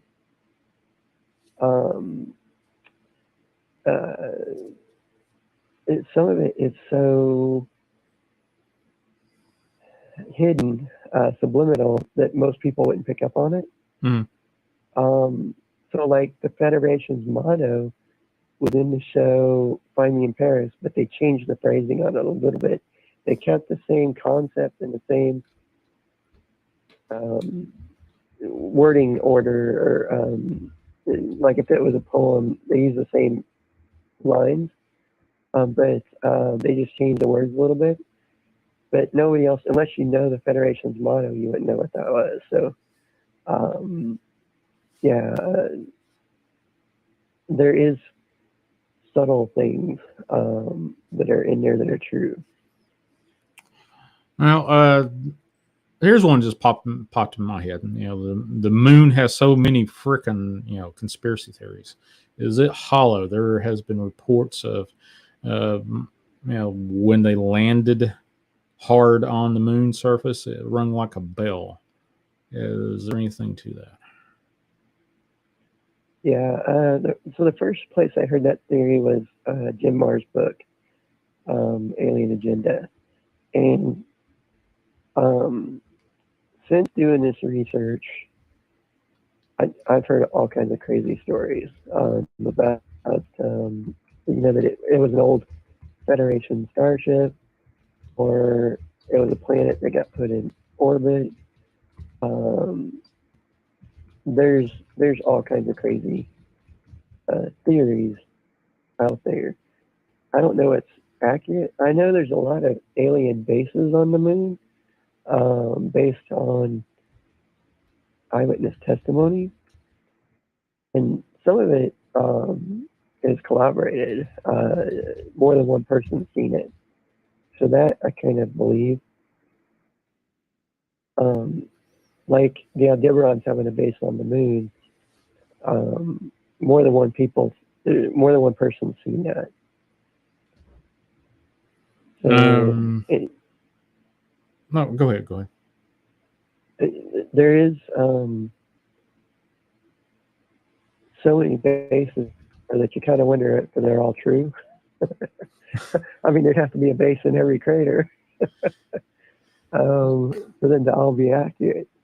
Well, you get this grainy footage or snapshots of pictures and stuff, and you can see structures on the moon. Oh Lord, good God, there's all kinds of stuff like that all over the place. Busted environmental plate glass structures that have been broken down for how many eons? Who knows? So is any of that true? Yeah, I mean, it could be. I've never been there, but David Eckhart said he's been to the moon. Oh, really? So, yeah. I'm sure that there's all kinds of ET structures up there that are like, broken down ships. The case of the Apollo, was it 18 or 20? The one where the woman was in the ship and they filmed it. I remember that one. Yeah, and then they filmed that woman that had all the tattoos. Yeah. Here's kind of the weird thing about that. So that species, I actually got them in the database, and I call them the tattoo species. Okay. I don't know where they're from. I don't know who they are. But there was a case with a frozen hiker that had tattoos like that. There was the case in Japan of the woman that washed up on shore, and she was covered in tattoos like that. So there's little incidents scattered throughout history of that alien species being seen, and the tattoos are technological. We know that. Like with the man, they were embedded into his bones. So that species is actually true. So I think there is probably so is that story true or not? Like the Apollo 20 story.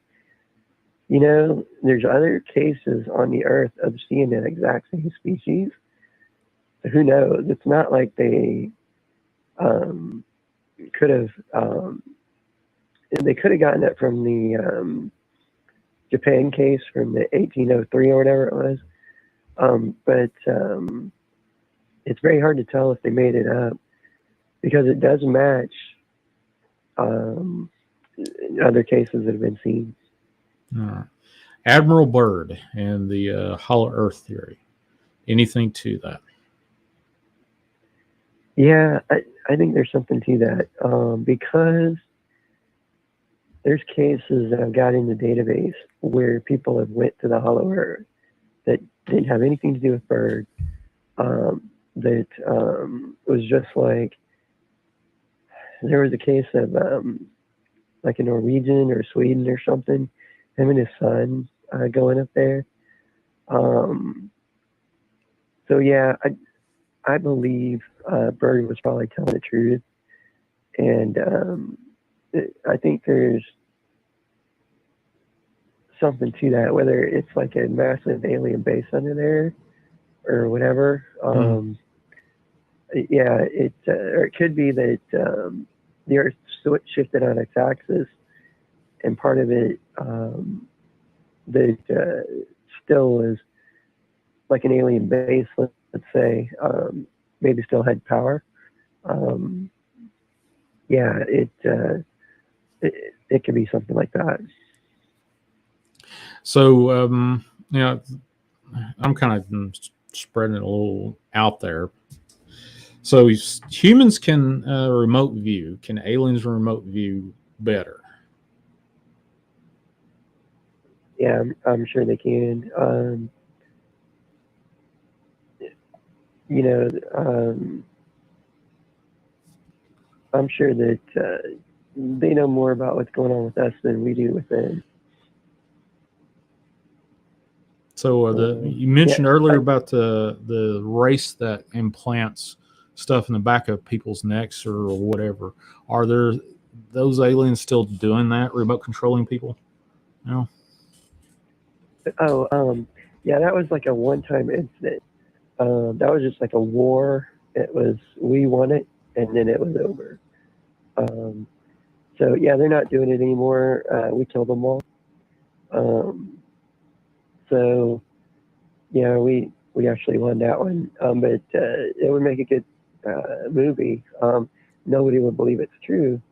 But yeah, I'm sure you can make a movie, a blockbuster about this actual case of aliens jumping on people and remote and playing them Remote. like puppets. Well, actually, there was a Yeah. movie. There's been about 3 movies about that. Actually, that kind of reminded. I actually watched one cheesy one not too long ago about it. I can't remember the name of the movie, but they had these screws in the back of their base of their spine, and the base of their skull, and it remote controlled them and changed their personality and the whole gambit. Yeah, there's a lot of good sci-fi channel shows out there that kind of like that. It's about 12:30, so I was gonna look out here and See if they came out. Yeah. if my see if my Draco friends come here. Here, hang on one sec. Let me go down to the library. All right. Look out the window down here.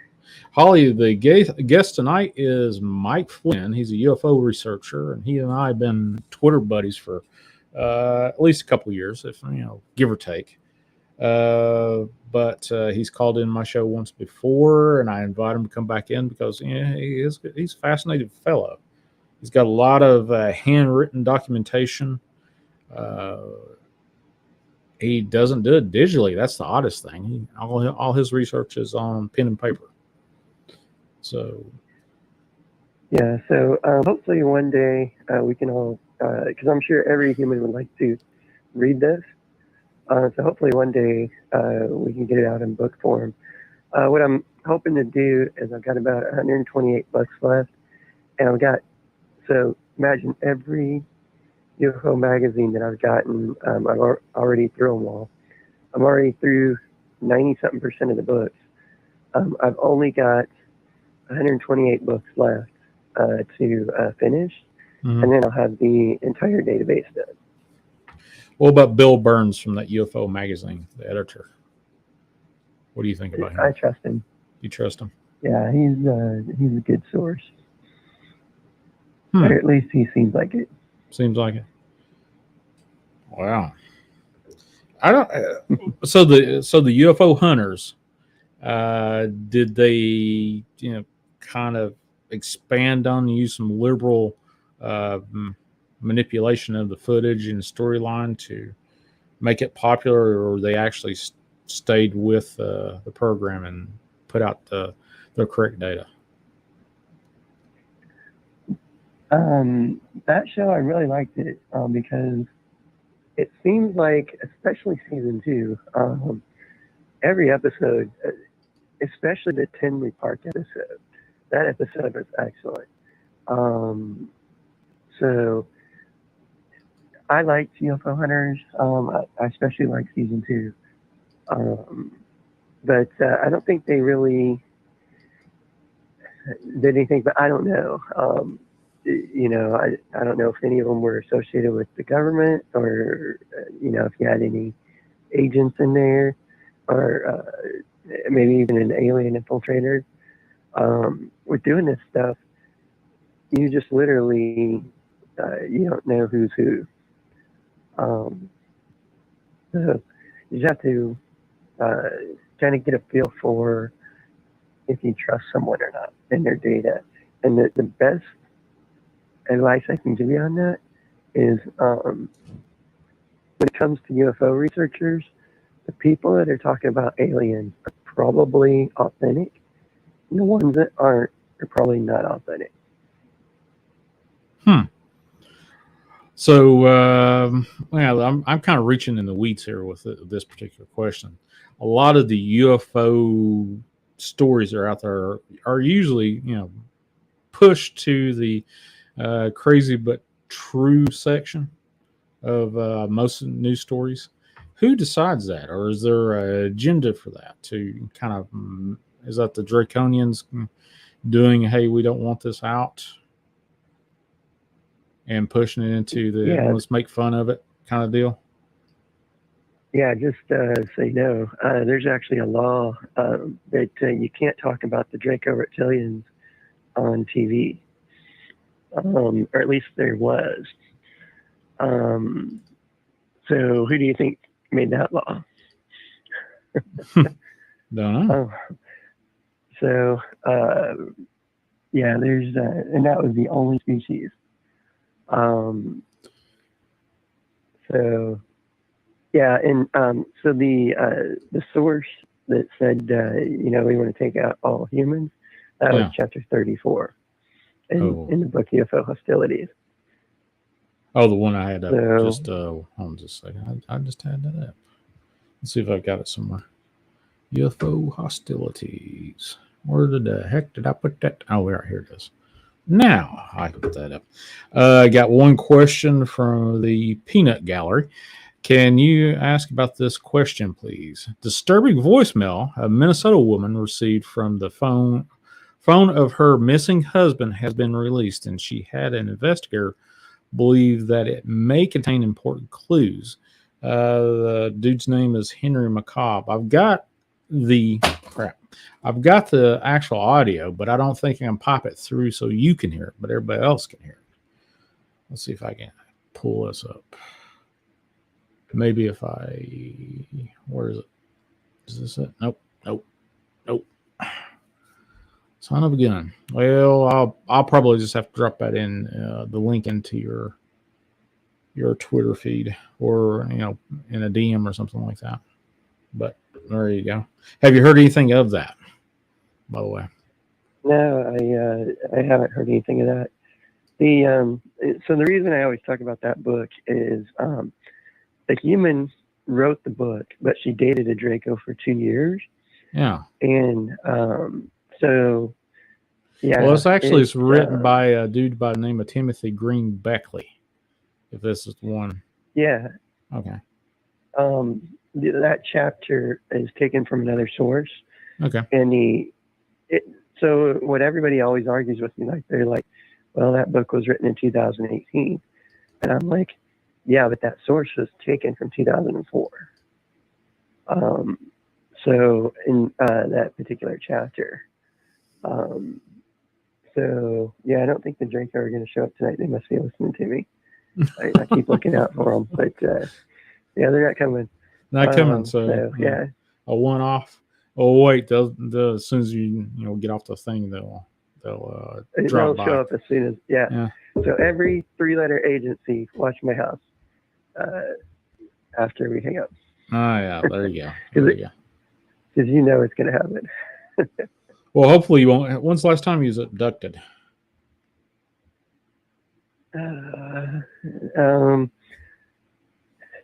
Taken. Gosh, it's been a while.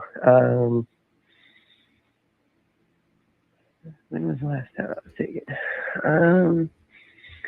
They don't take me out of the house a lot anymore because I'm disabled. Mm-hmm. So it's kind of funny because the way I'm disabled is it drives them nuts because they can't fix it. They've tried. Both the Federation and the Draco have tried, and neither one of them can. So they can't really abduct me because I am in so much pain that I wake up immediately with like I can't really sleep very well, so it's very hard for them to abduct me now. So it's actually been a long time. Like I couldn't even tell you the last time they took me out of the house and an abduction. Well, if you don't mind me asking, which you can refuse, that's your prerogative. What is it that they can't fix? They tried to fix my interstitial cystitis. They've done weird things to me to try to fix it, but it keeps coming back. So I have that, and then I have costochondritis. I had a heart attack, and it destroyed my chest. So I have a hard time riding in a car. So when I'm doing all this database stuff, like I could easily sit here and not do anything, because my pain level is outrageous. I have to go to the restroom just about every 30 seconds on average.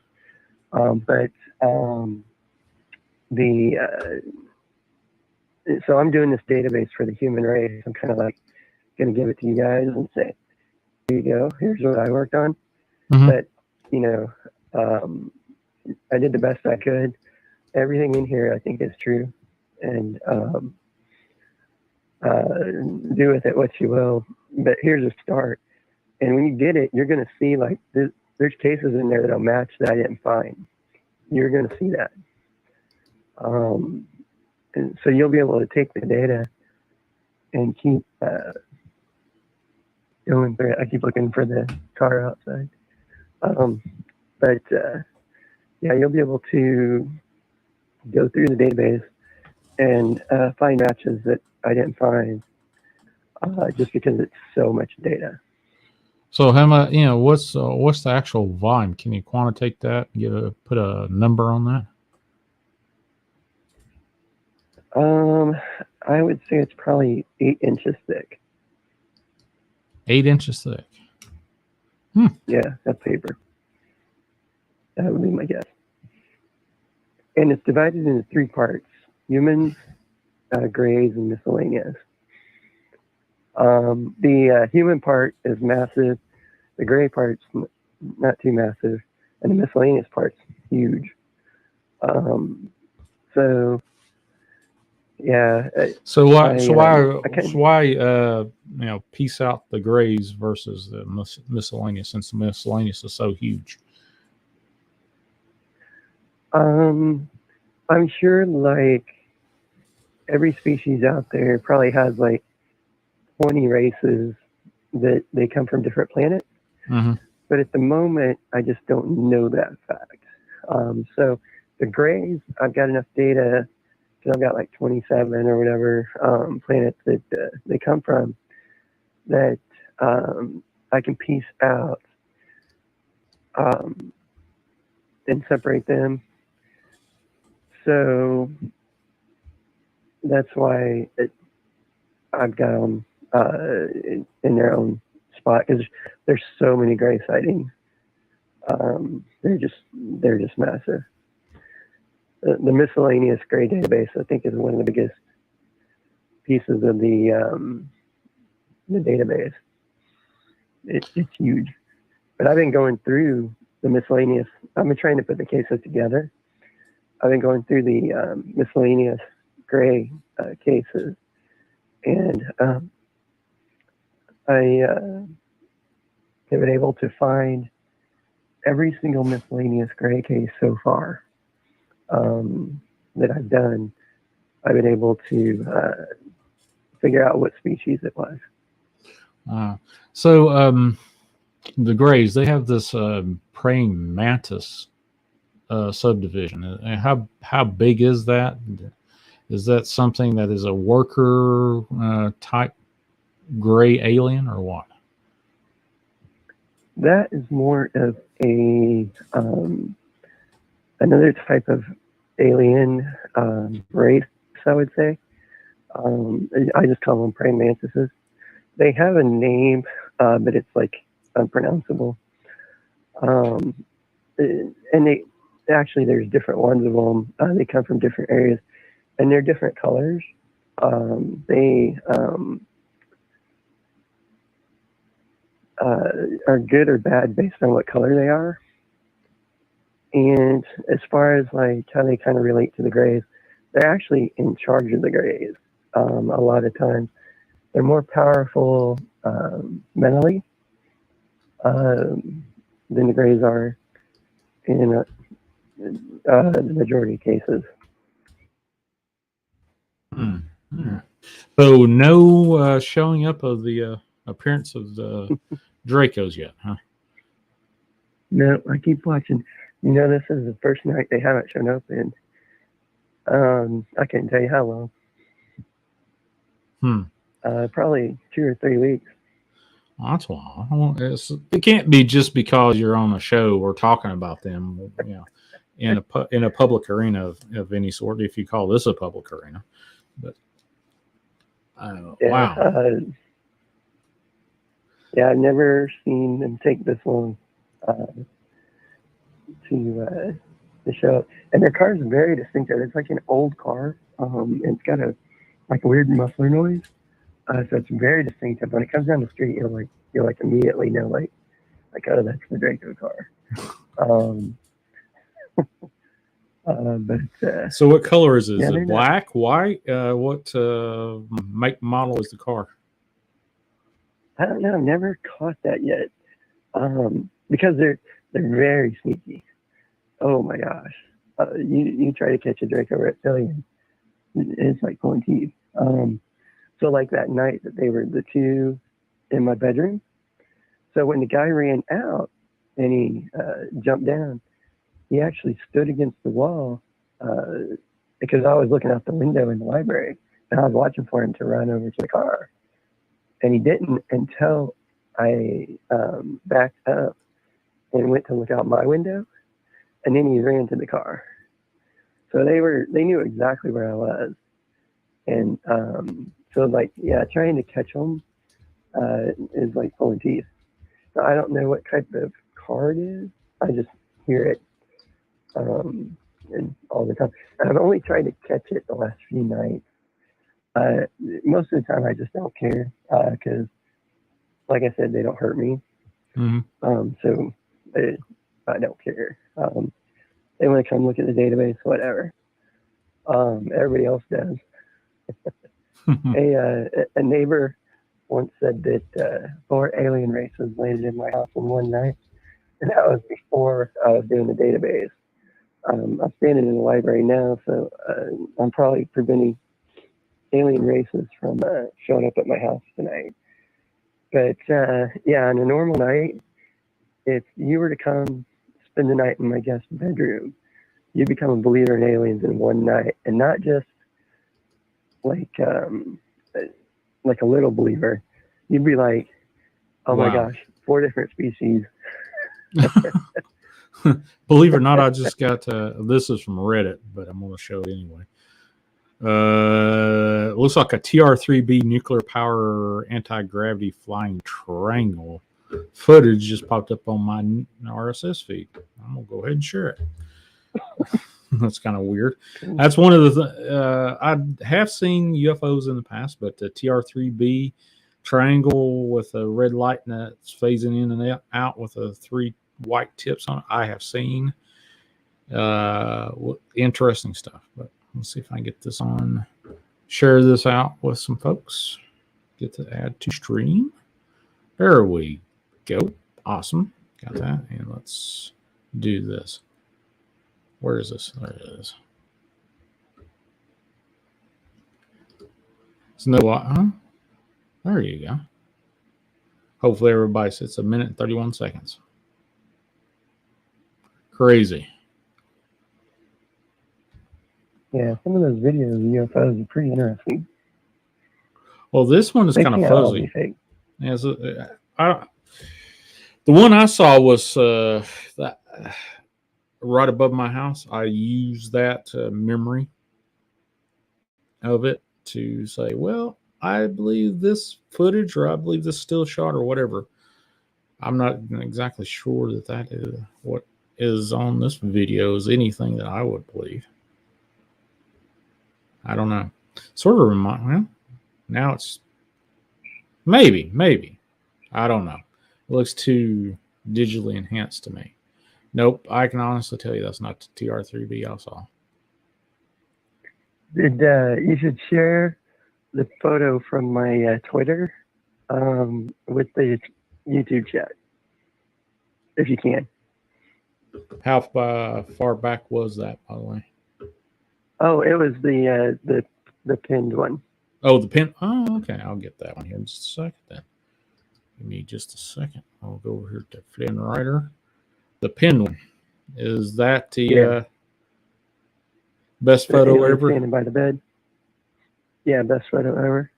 Yeah, okay. Well, I've already got that one up and running, and make sure it's showing up. StreamYard, pop this up. Yep, there we go. I've got that up. So it's the same picture, just enhanced on the right side, right? Yeah, what that was is a paranormal investigator got that from a client. The person fell asleep and their phone was sitting beside them on the bed, and they didn't take the photo. They just found it on their phone the next day. Oh, that's freaky dickies, all I'll tell you. Yeah, if I woke up and found that on my phone, I'd be. I'd be go what? I will have to in my house every night. I'll have to share you what I called upstairs in my house before I got rid of it, and it's short and grayish looking over my banister, so kind of see through. But I'll show it to you and see what you think about it. But I've showed it so many times on this channel, I don't think it would be worth sharing again. But I don't think you've seen it. But I'll send it to you in your DM, and I sent that audio to your DM as well. So okay, yeah, I have to listen to that.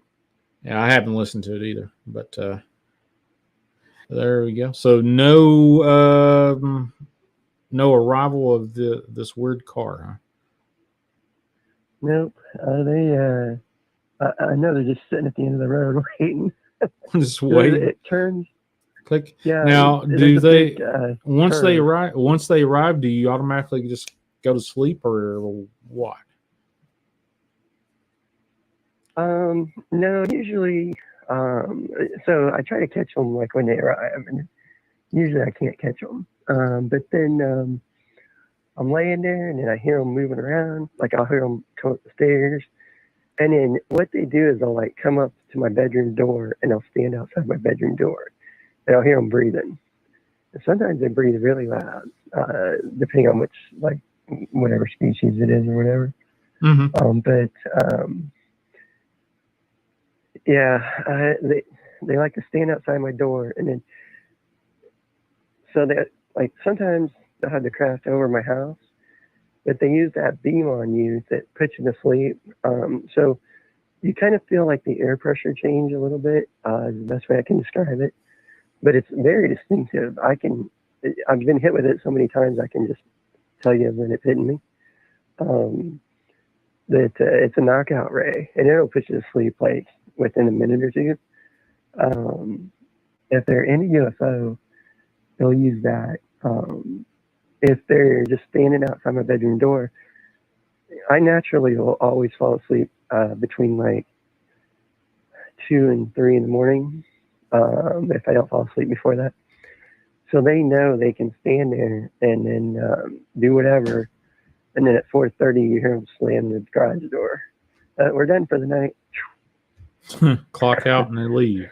So are they standing guard outside your door to make sure you're not coming out, or what is the dealio with that? I'm not sure why they do that. Most nights, the majority of nights, I just ignore them. And like if I got to go to the restroom, I go to the restroom. So I got to go outside my bedroom and around the corner to do that. So when I see that, then I'm always worried, like, they just walked into my room. They're invisible. You can't see them. But so then, have you had any correlation with your family that lives with you, that you all suddenly had this pressure or sleep fall upon you and you just can't stay awake and you're all asleep at the same time mostly? No, my parents usually sleep pretty good during the night, and they don't really have, the aliens don't bother them. They only bother me. Um, my mom will never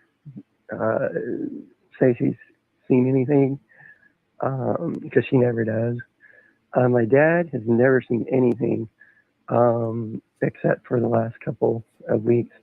He's seen those two things. Yeah, it all seems to happen to me, but there is kind of a caveat to that. Not really the beam, but my dad's woken up before when we were younger, and he's walked into my bedroom and I've not been there. So a situation where I was in the middle of an alien abduction, and he walked into the room and I wasn't there. So what kind of craziness ensued after that? He thought I went to the restroom, so he thought. So the alien was putting the idea into his head, like, you went to the restroom, you went to the restroom, you went to the restroom. I didn't go to the restroom, because this was, when I was a little kid, and I would have remembered it. Not a little kid, but probably say in high school. And so my dad thought, oh, he went to the restroom, and he went back to bed. And the next morning he goes,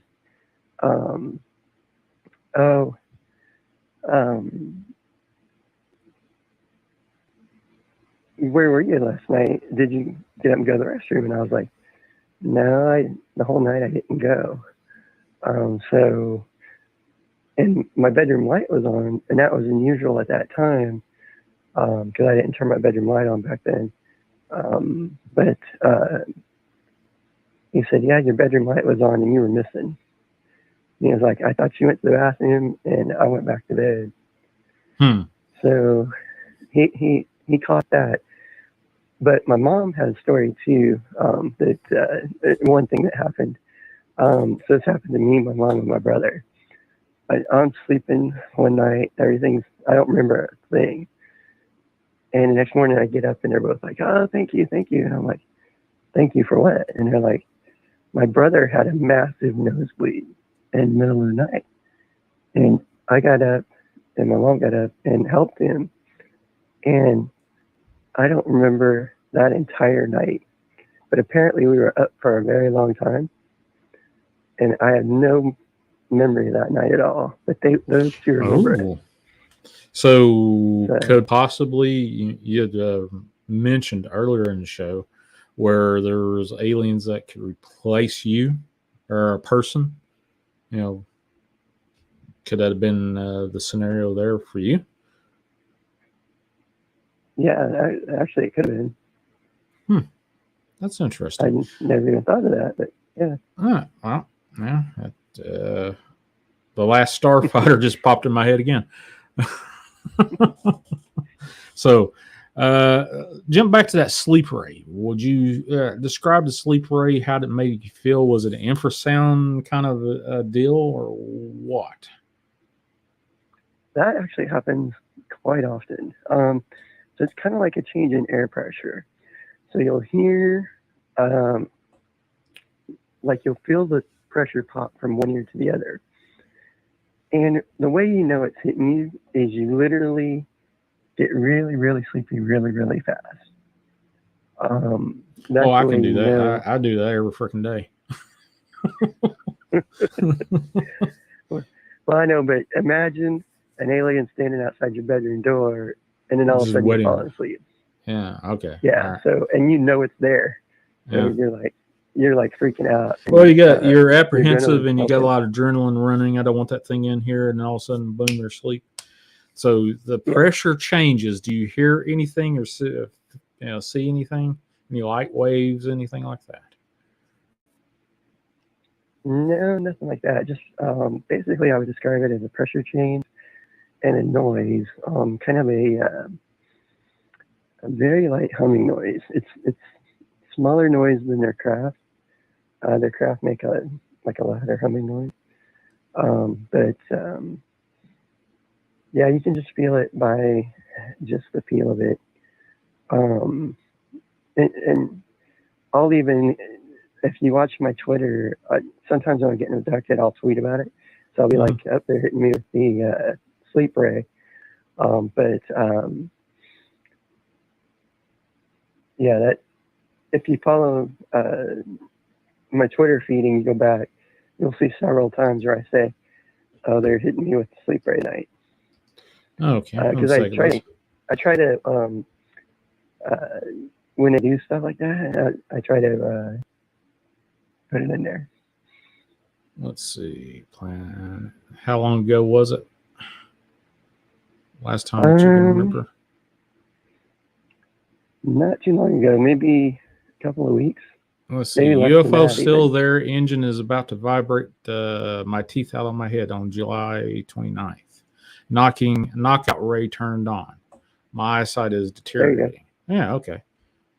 Well, that's interesting. Yeah. So, So does your what hair I would, stand on the end? Goosebumps? What? What is associated with that, or you just fall asleep? yeah, you just fall asleep. But the one thing about that particular incident was my eyesight. I went from I could see that what I was typing to I can't see nothing. Uh, well, I can't read anything. I can still see, but my eyesight went blurry real fast to where by the time I got to the end of it, um, I couldn't have typed anything else because I was gone right after that. Yeah, well, um, ear ringing. I got tinnitus and stuff real bad, but I've associated my tinnitus along with EMF or not EMF, coronal mass ejection (CMEs) from the sun. If I get certain like M class and above, my ears will ring off the charts. Have you had any kind of that problem with this sleep ray or whatever this is with your ears ringing? No, um, my tinnitus. I never really had tinnitus. I'll be honest with you. My ears almost never ring. So, and I never knew about the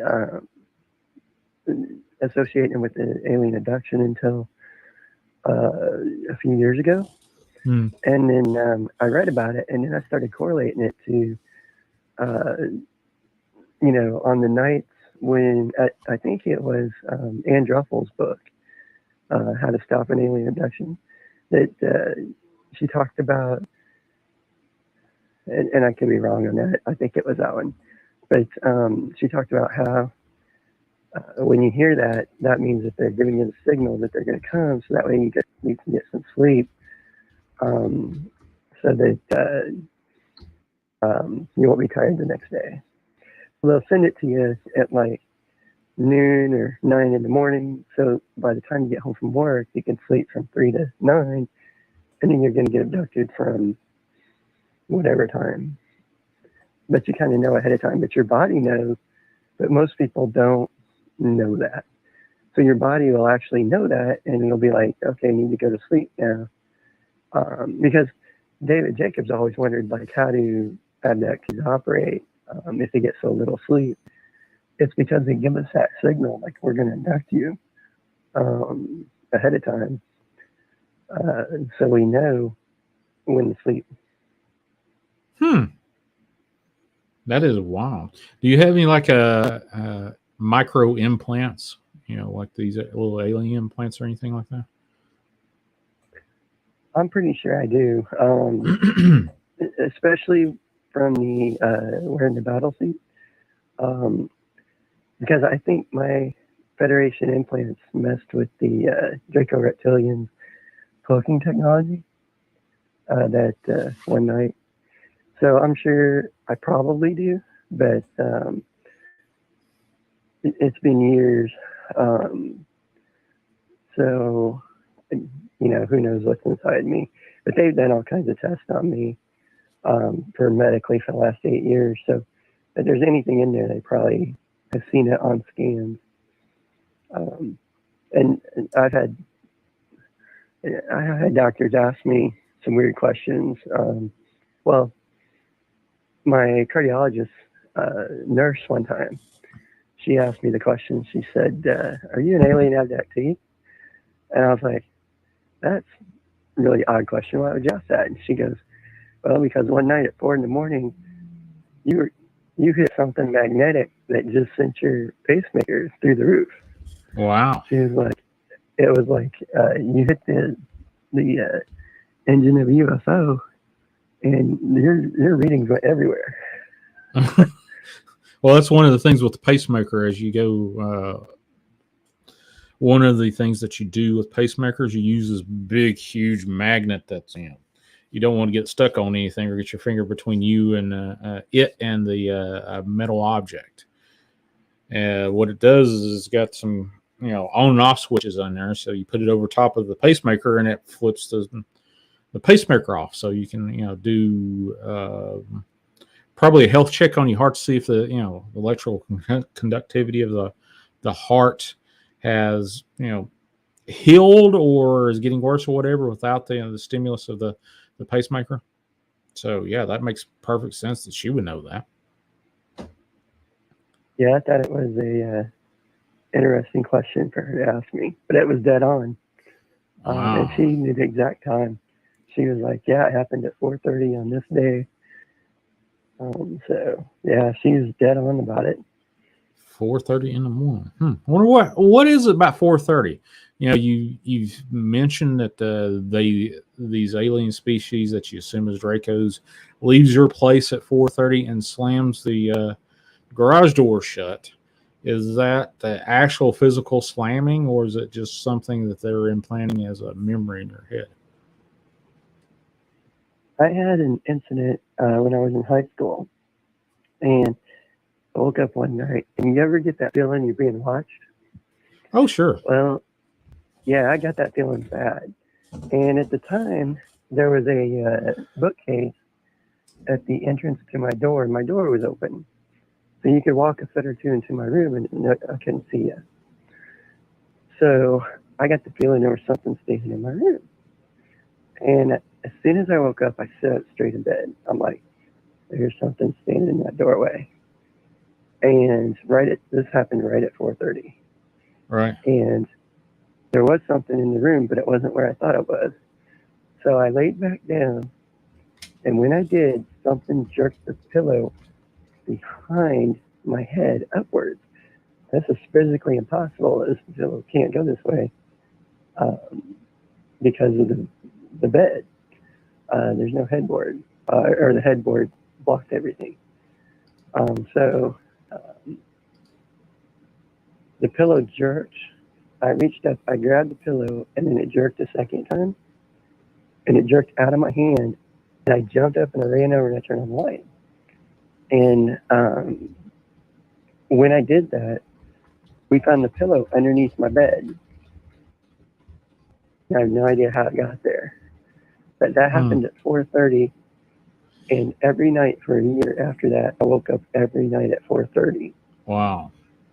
So I'm sure that there's some aliens that phase through your bedroom walls, doors, or whatever. Have they phased through and knocked stuff off of your, the walls or the doors or anything like that?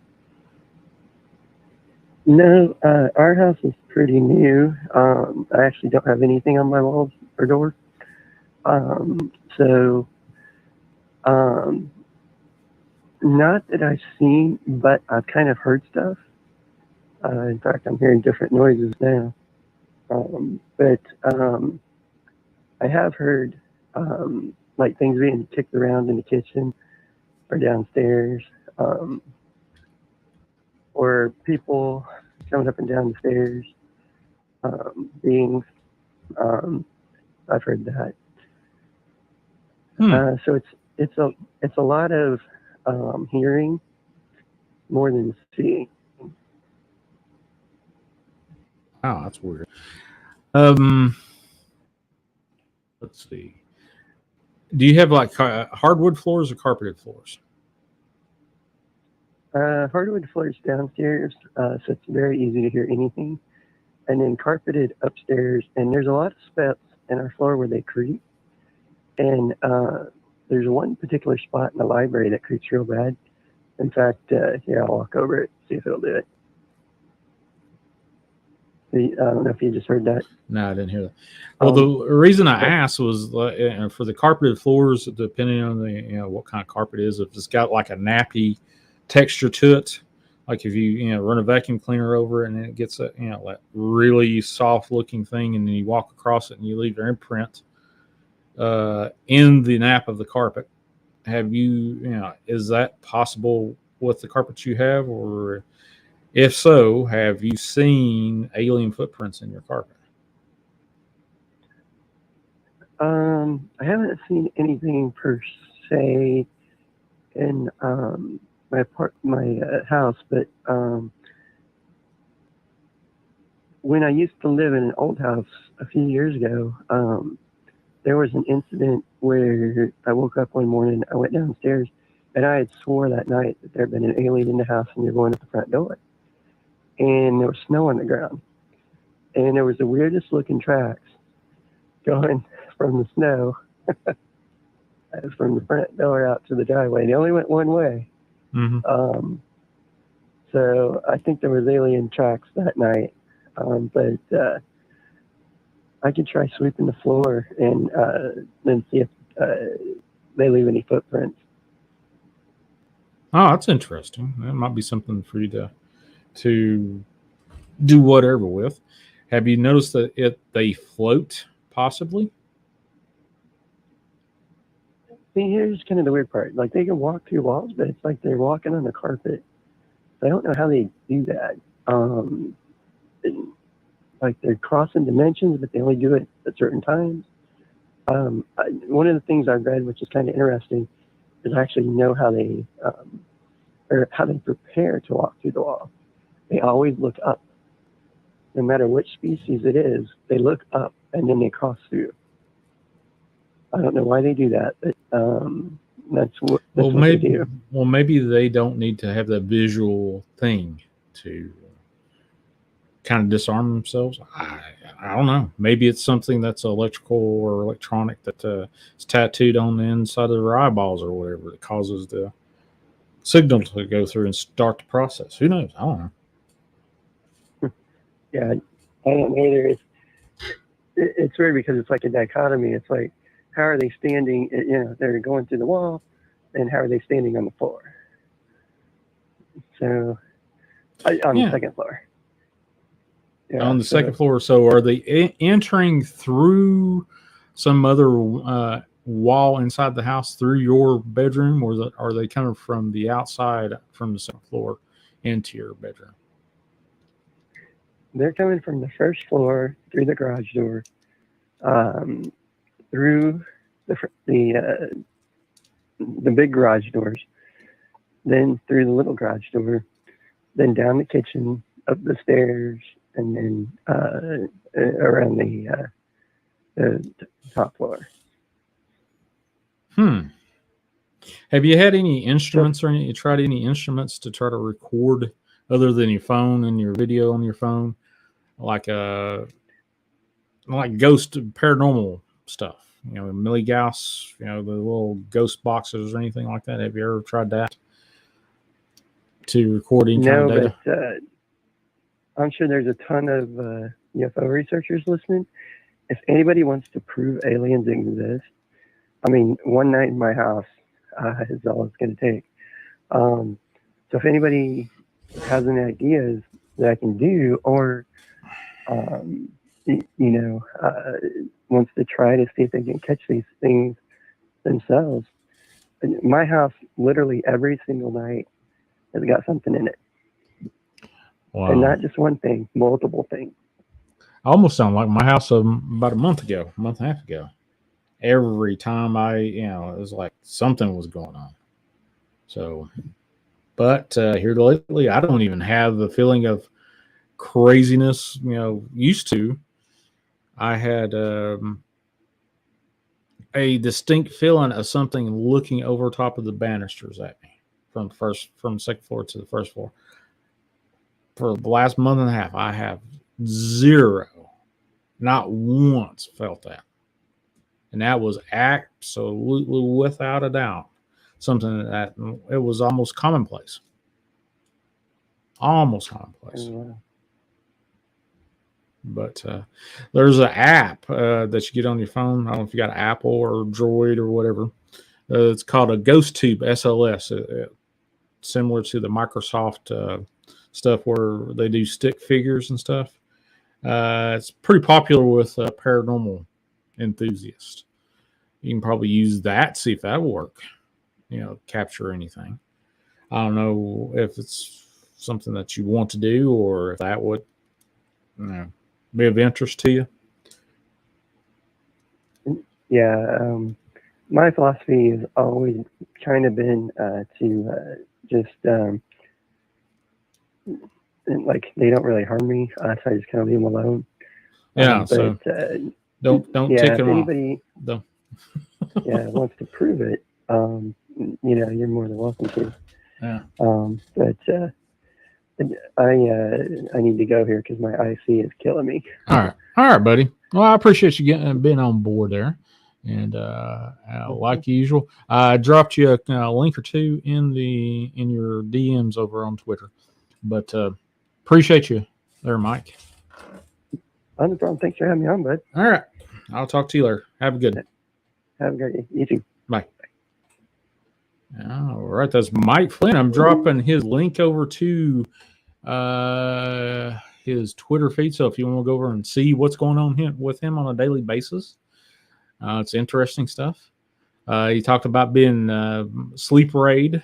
He pretty well drops that about every time he does do that. Give me just a second. I'll drop that in there. UFO leader. And the dude is interesting. That's all I can tell you. Whether you believe him or not, I like talking to the fella. He's a wealth of information. So there you go.